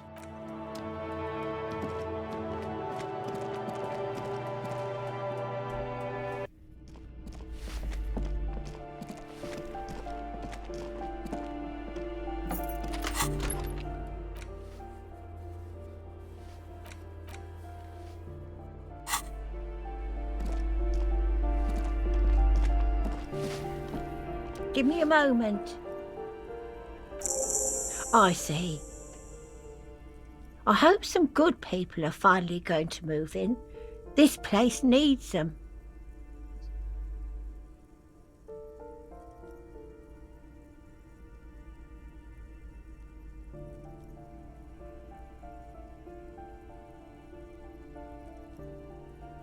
Yes, well, I hope they're good people. Your statements are too vague to comment on.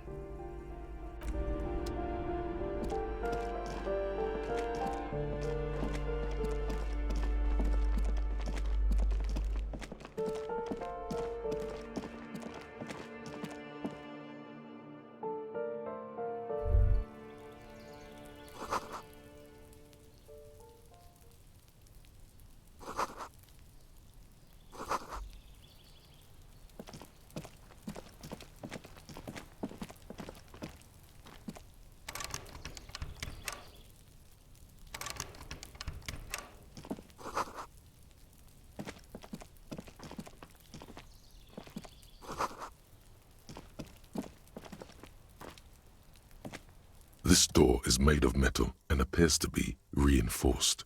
Someone, number 28. This is where the cleaning lady said the smoker on the balcony. Let's see if anyone's home. No one answers. Looks like the young man we are looking for isn't home. I think our best chance to catch him is in the evening. We should return tomorrow after we have finished with our day's work. How about 9 p.m.? Sound good? Tomorrow, 9 p.m., right here. Damn. Turns out it's quite tricky finding someone in a big apartment building. Don't worry. Remember, tomorrow, he's probably gone for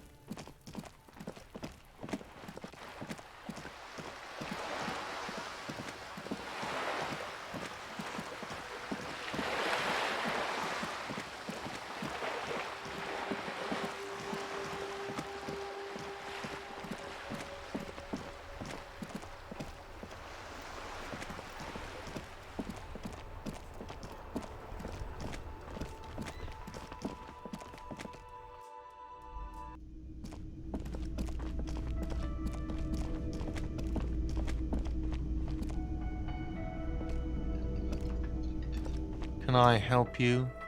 Yes, have you got it? A lot, for the room, drinks, and broken window, 130 real. Does that arrangement include you paying me what we already agreed you owe me? I understand your predicament as the manager. However, I feel I must remind you that we are here to conduct an important investigation that also affects your business. Forgive me for saying this, but your colleague seems more committed to drinking, and I mean no offense. It's really nothing personal. I just have to protect the interests of this establishment. Not until you bring me the money. Okay, I might have something in my motor carriage we can use when you're done here. I really didn't want to resort to this. The man is thinking. Oh, Lieutenant, we're done here.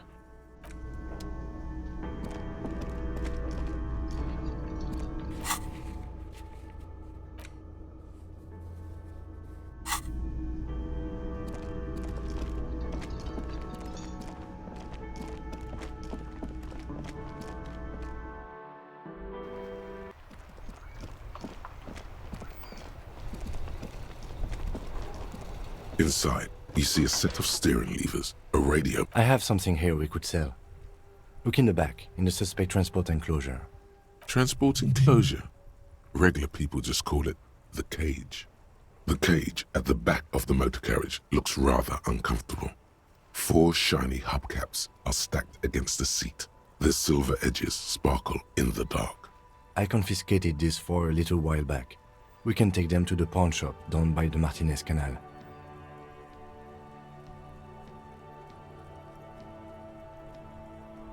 There are spinner hubcaps, frivolous things you put on your wheels.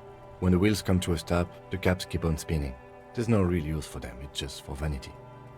Honestly, that sounds like an amazing physics demonstration. A couple of weeks ago, I stopped a young man for going slower than the speed of traffic. Turns out he was some coalition official's son and high.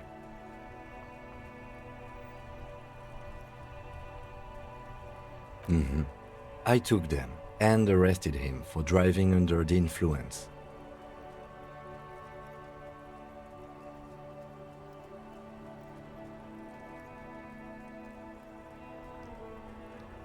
That they are. I was going to take them into evidence, but they weren't necessary for conviction. He never asked for them back. No, that would be silly. I don't know why I kept them. It doesn't matter. I couldn't put them on this MC anyway. A cop with spinners. That would be outrageous.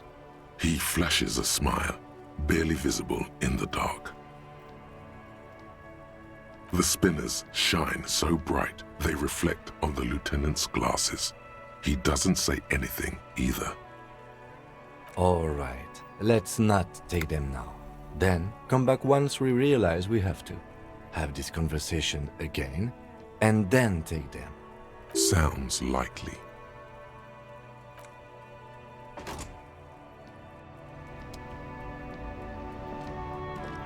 Yes?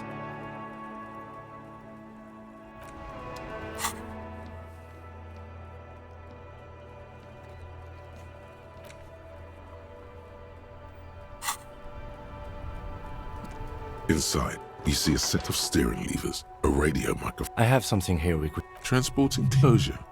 Regular people just call the cage. I confiscated this 4 a little while back. The lieutenant nods as you take the spinners.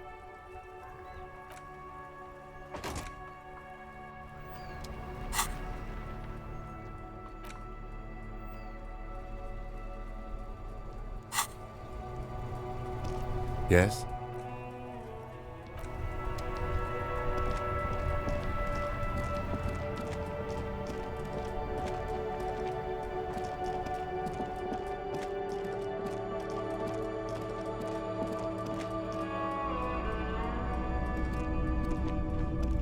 Greetings on this fine night.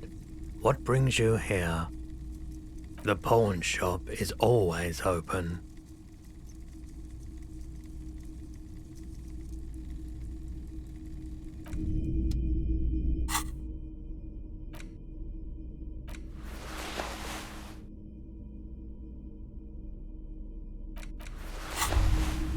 The pockets of these new jeans are perfect for sticking your hand into. Makes you look cool, calm, and collected. As your hand enters the pocket, your fingers brush against something, soft yet crinkly. Hey, it's a chewing gum wrapper. It reminds you of the fruity juice of apricots. You should inspect it. By the way, the raw materials were most likely exported from Seaguy. the apricot suzerainty, and There it is again, the scent of apricots with a touch of cinnamon. Smells like the end of some distant summer, the surface of another planet, or some ancient temple. Yes, from the height of antiquity, a long, long time ago, millennia ago, on an island of time you can never return to. The sun sets into the sea, but the water does not boil. Instead, it turns to liquid gold. For a moment, the world's store of precious metals seems to increase dramatically, and you are rich. There is a movement next to you, the shuffle of a small coat. Why are you talking to a gum wrapper? Bitter, citrus, sweet. It seems to grow stronger, like a glow. Whatever petrochemical byproducts they used to create this artificial flavor, until a blossom of skin and flower petals erupts behind your closed eyes. Made of toffee, cream, and distance. You just had to take a dive.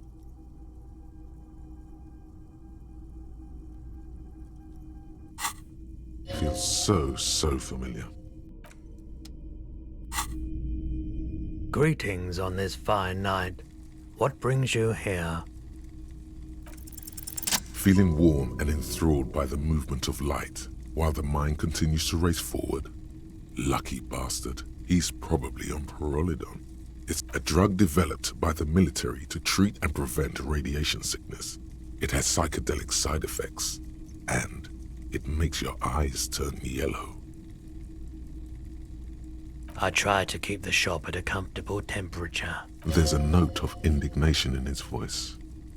Interesting. Those triangle patches on his vest, you have a feeling they mean something, like they're similar to the halogen rectangle on your jacket. I was with the Emergency Relief Brigade.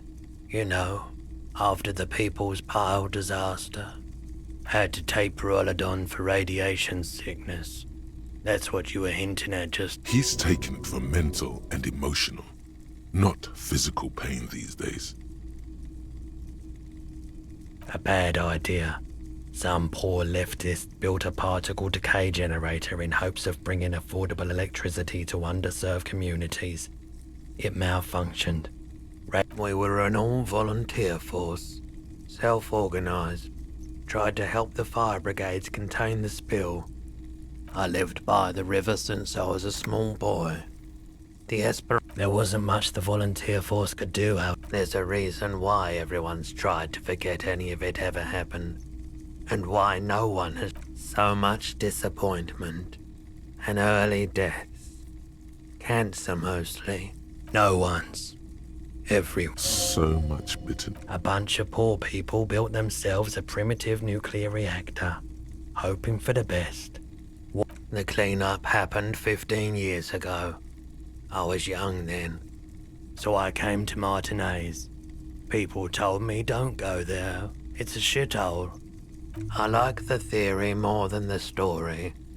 Outward movement, not vortex. Yeah, you gotta get in on those vortices, my man.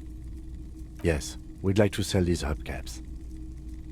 Roy takes the hubcaps from the lieutenant and inspects them.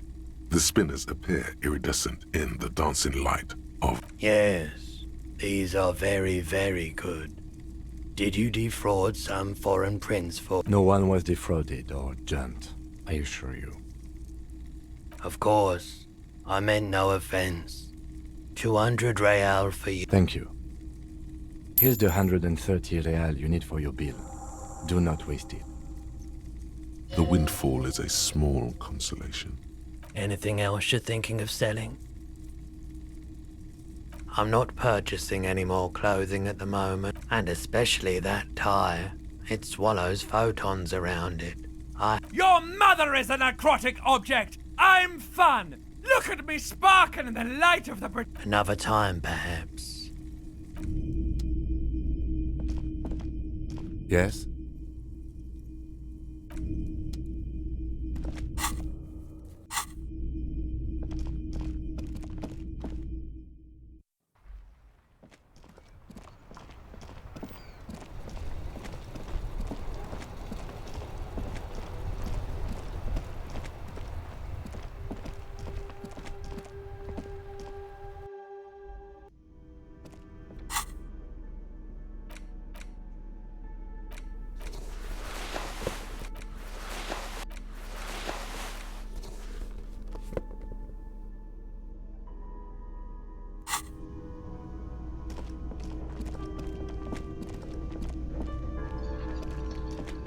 can I help you? Yes, have you got it? Well?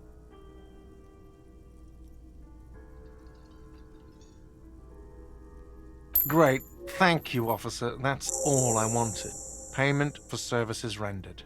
If you continue to stay here, I just ask that you please pay your nightly bill in advance starting tomorrow. He's not sorry about his behavior for your sake. Now that you have money, he really wants to make sure you're not angry with him. I'll unlock the electronic lock to your room. All the doors lock automatically at 9 p.m. Please pay for each night in advance starting tomorrow. 20 real per night. I'll take a room here too. Of course. Always happy to have officers from the RCM as guests. Anything else I can do for you?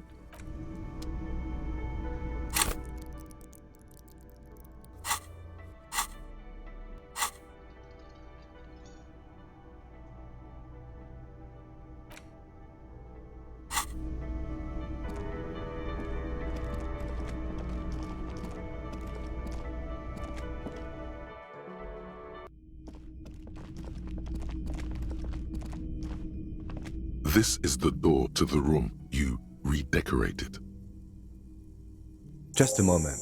We should talk about our progress on the investigation. Let's go out to the balcony.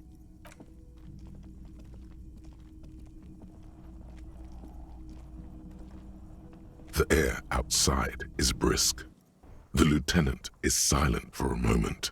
He listens to the traffic hum. Then... Now then, we should talk about the investigation. But I also feel you're a bit hazy on the RCM. Our role here, our rights, our jurisdiction, basically. I have a cigarette every night when I go over my notes. It's something of a ritual. Oh man, he looks so devastatingly cool with that cigarette.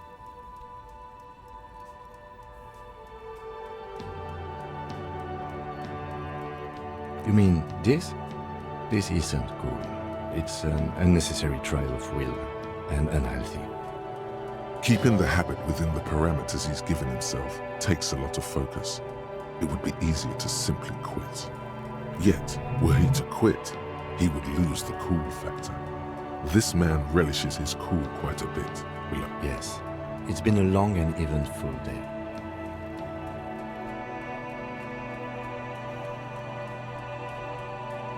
Well, we inspected the victim's body, so that's good. It was not easily approachable in that state, but we did it.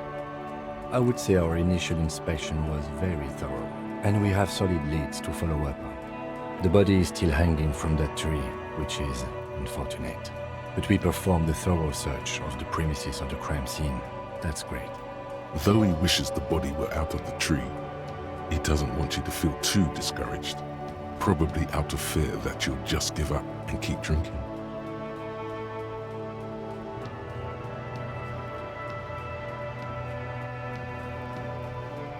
It's not my job to evaluate your methodology, officer. I'm just going through the facts. As for the interviews, we weren't able to find the union leader, Everard Clare, much less interview him. So that's on the to-do list for tomorrow. We talked to Joyce Messier, but didn't get any information from her. I have a feeling Joyce knows how dangerous the situation really is. We have to get her to talk to us. Above all, though, today was exhausting. What's with all the running? You run a lot. Is that a standard Precinct 41 practice?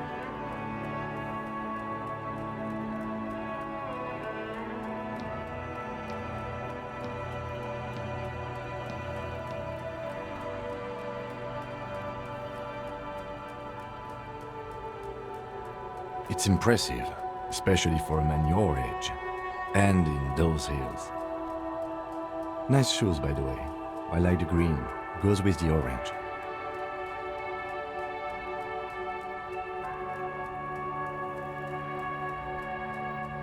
They're quite limited, actually. The power officers of the Rebachol Citizens Militia exercise most frequently is imposing fines of up to 1,000 real for offenses, in accordance with an interdepartmental schedule. The RCM's primary role is to ensure safety. We are not really supposed to play any part in the economic structure of Rebachol. Yes, although indirectly, as citizens can always request records from their local station. Officers of the RCM have been known to take bribes of less than the prescribed fine amount. It undermines trust in the RCM. We can arrest people, of course, but rather than bringing someone in directly, it's preferable to serve a station call slip. It prevents confusion and overcrowding. You can't. Those who don't show up become fugitives, though, and have fewer legal rights when they are eventually caught. It's about power projection. Thus far, they seem to mostly show up. As you may have gathered from the fact that we are expected to carry a record of our kills, like the one in your watermarks, we are permitted to use whatever force is necessary, and strongly admonished not to abuse that power. We don't convict. We arrest and send them to coalition government courts in Courant and La Delta. The prosecution works off our testimonies and records, which is why it's paramount to keep them. You have to supply compelling evidence for why it was necessary to use lethal force. In these cases, your partner is usually your witness. Not a good position to be in, by the way. Internal Affairs handles these cases thoroughly, by cross-examining you for inconsistencies. It is hard to cover for anyone, which is for the best. The coalition government, and the moral intern more broadly. The RCM was formed by the coalition government to restore order in the international zone after the revolution. So we did. Now we attempt to maintain that order. No more, no less. Or perhaps it is better to say we were allowed to form. It's a point of contention whether the citizens of Revachol or the coalition government founded the RCM. Be sentimental if you like. Either way, the moral intern leases us the right to keep the peace in this city, and they will take it away if we misuse it. The Moralists International are the world's largest political organization. You know who they are. They have been running this place after the revolution failed. They're a union of center-left and center-right parties across the Real Belt. Our coalition government is just one of its many projects. They also run the ICP, EPIS, most intergovernmental organizations in the world. What do they believe in? They are Dolorians. They believe they continue the humanist project set forth by Her Innocence Dolores Day 4 centuries ago. Others say they are just technocrats. Interesting question. It's a blue forget-me-not. Their motto is love, compassion, self-discipline. I think you can gauge what they want you to think of them from that. Something almost self-explanatory. Something ominous. A historic figure? The author of the modern age? You will have to look elsewhere for opinions. The subject of humanism is too abstract for me. The moral intern are a fact. I try not to have opinions on facts until they change. And it doesn't look like that's about to happen. It is more than that. There's some kind of affection in him. Yes, I did, when I was younger. In my 20s, I considered myself a moralist. A blue forget-me-not, a piece of the sky. They're not all that bad. But the years have changed that. I don't know what I believe in now. No, I believe in the RCM. That's enough for me. Do you?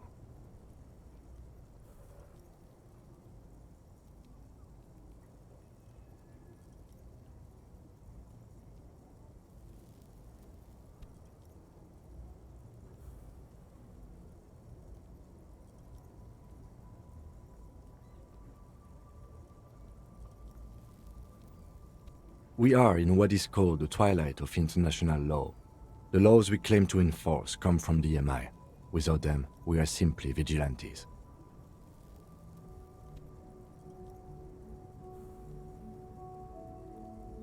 Then you will adore Martinez.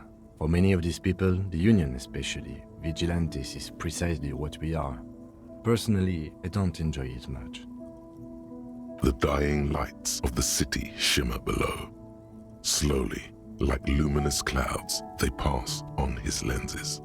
The lieutenant looks at his slim cigarette, contemplating the next drag. This soldier is the highlight of the day for me, he thinks. This little stick right here. An aerostatic passes overhead, the whiskers of its floodlights on the ground below. Kitsuragi's glasses light up as he looks to the sky. 2 glowing circles. They really don't like us here. And the mouth on that kid, Kuno. It's different inland, in Jamrock and the GRIH. It's our fault for leaving this place to the dogs, to the union, to the company, not daring to come here more often. It's like I told you, this place is an orphan, fallen between the cracks. We run this city. West of the river is RCM land. It's incredibly hard. Human beings are...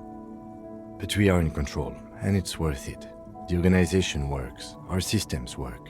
If they didn't, the city would disintegrate. Me too. But I wouldn't count on any drastic changes in our lifetimes. Yeah, it's getting very cold now. Let's go.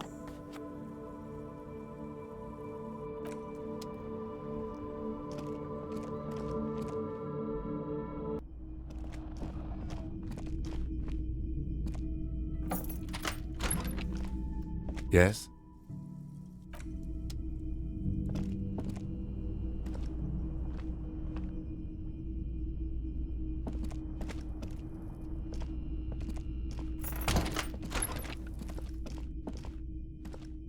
A mirror hangs on the bathroom wall. In it, your face, adorned with the expression.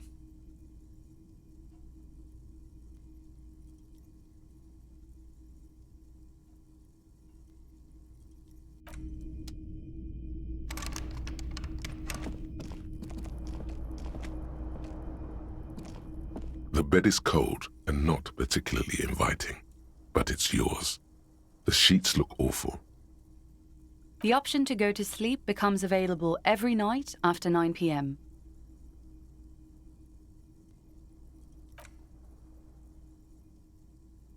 The sheets feel at once coarse and clammy against your skin.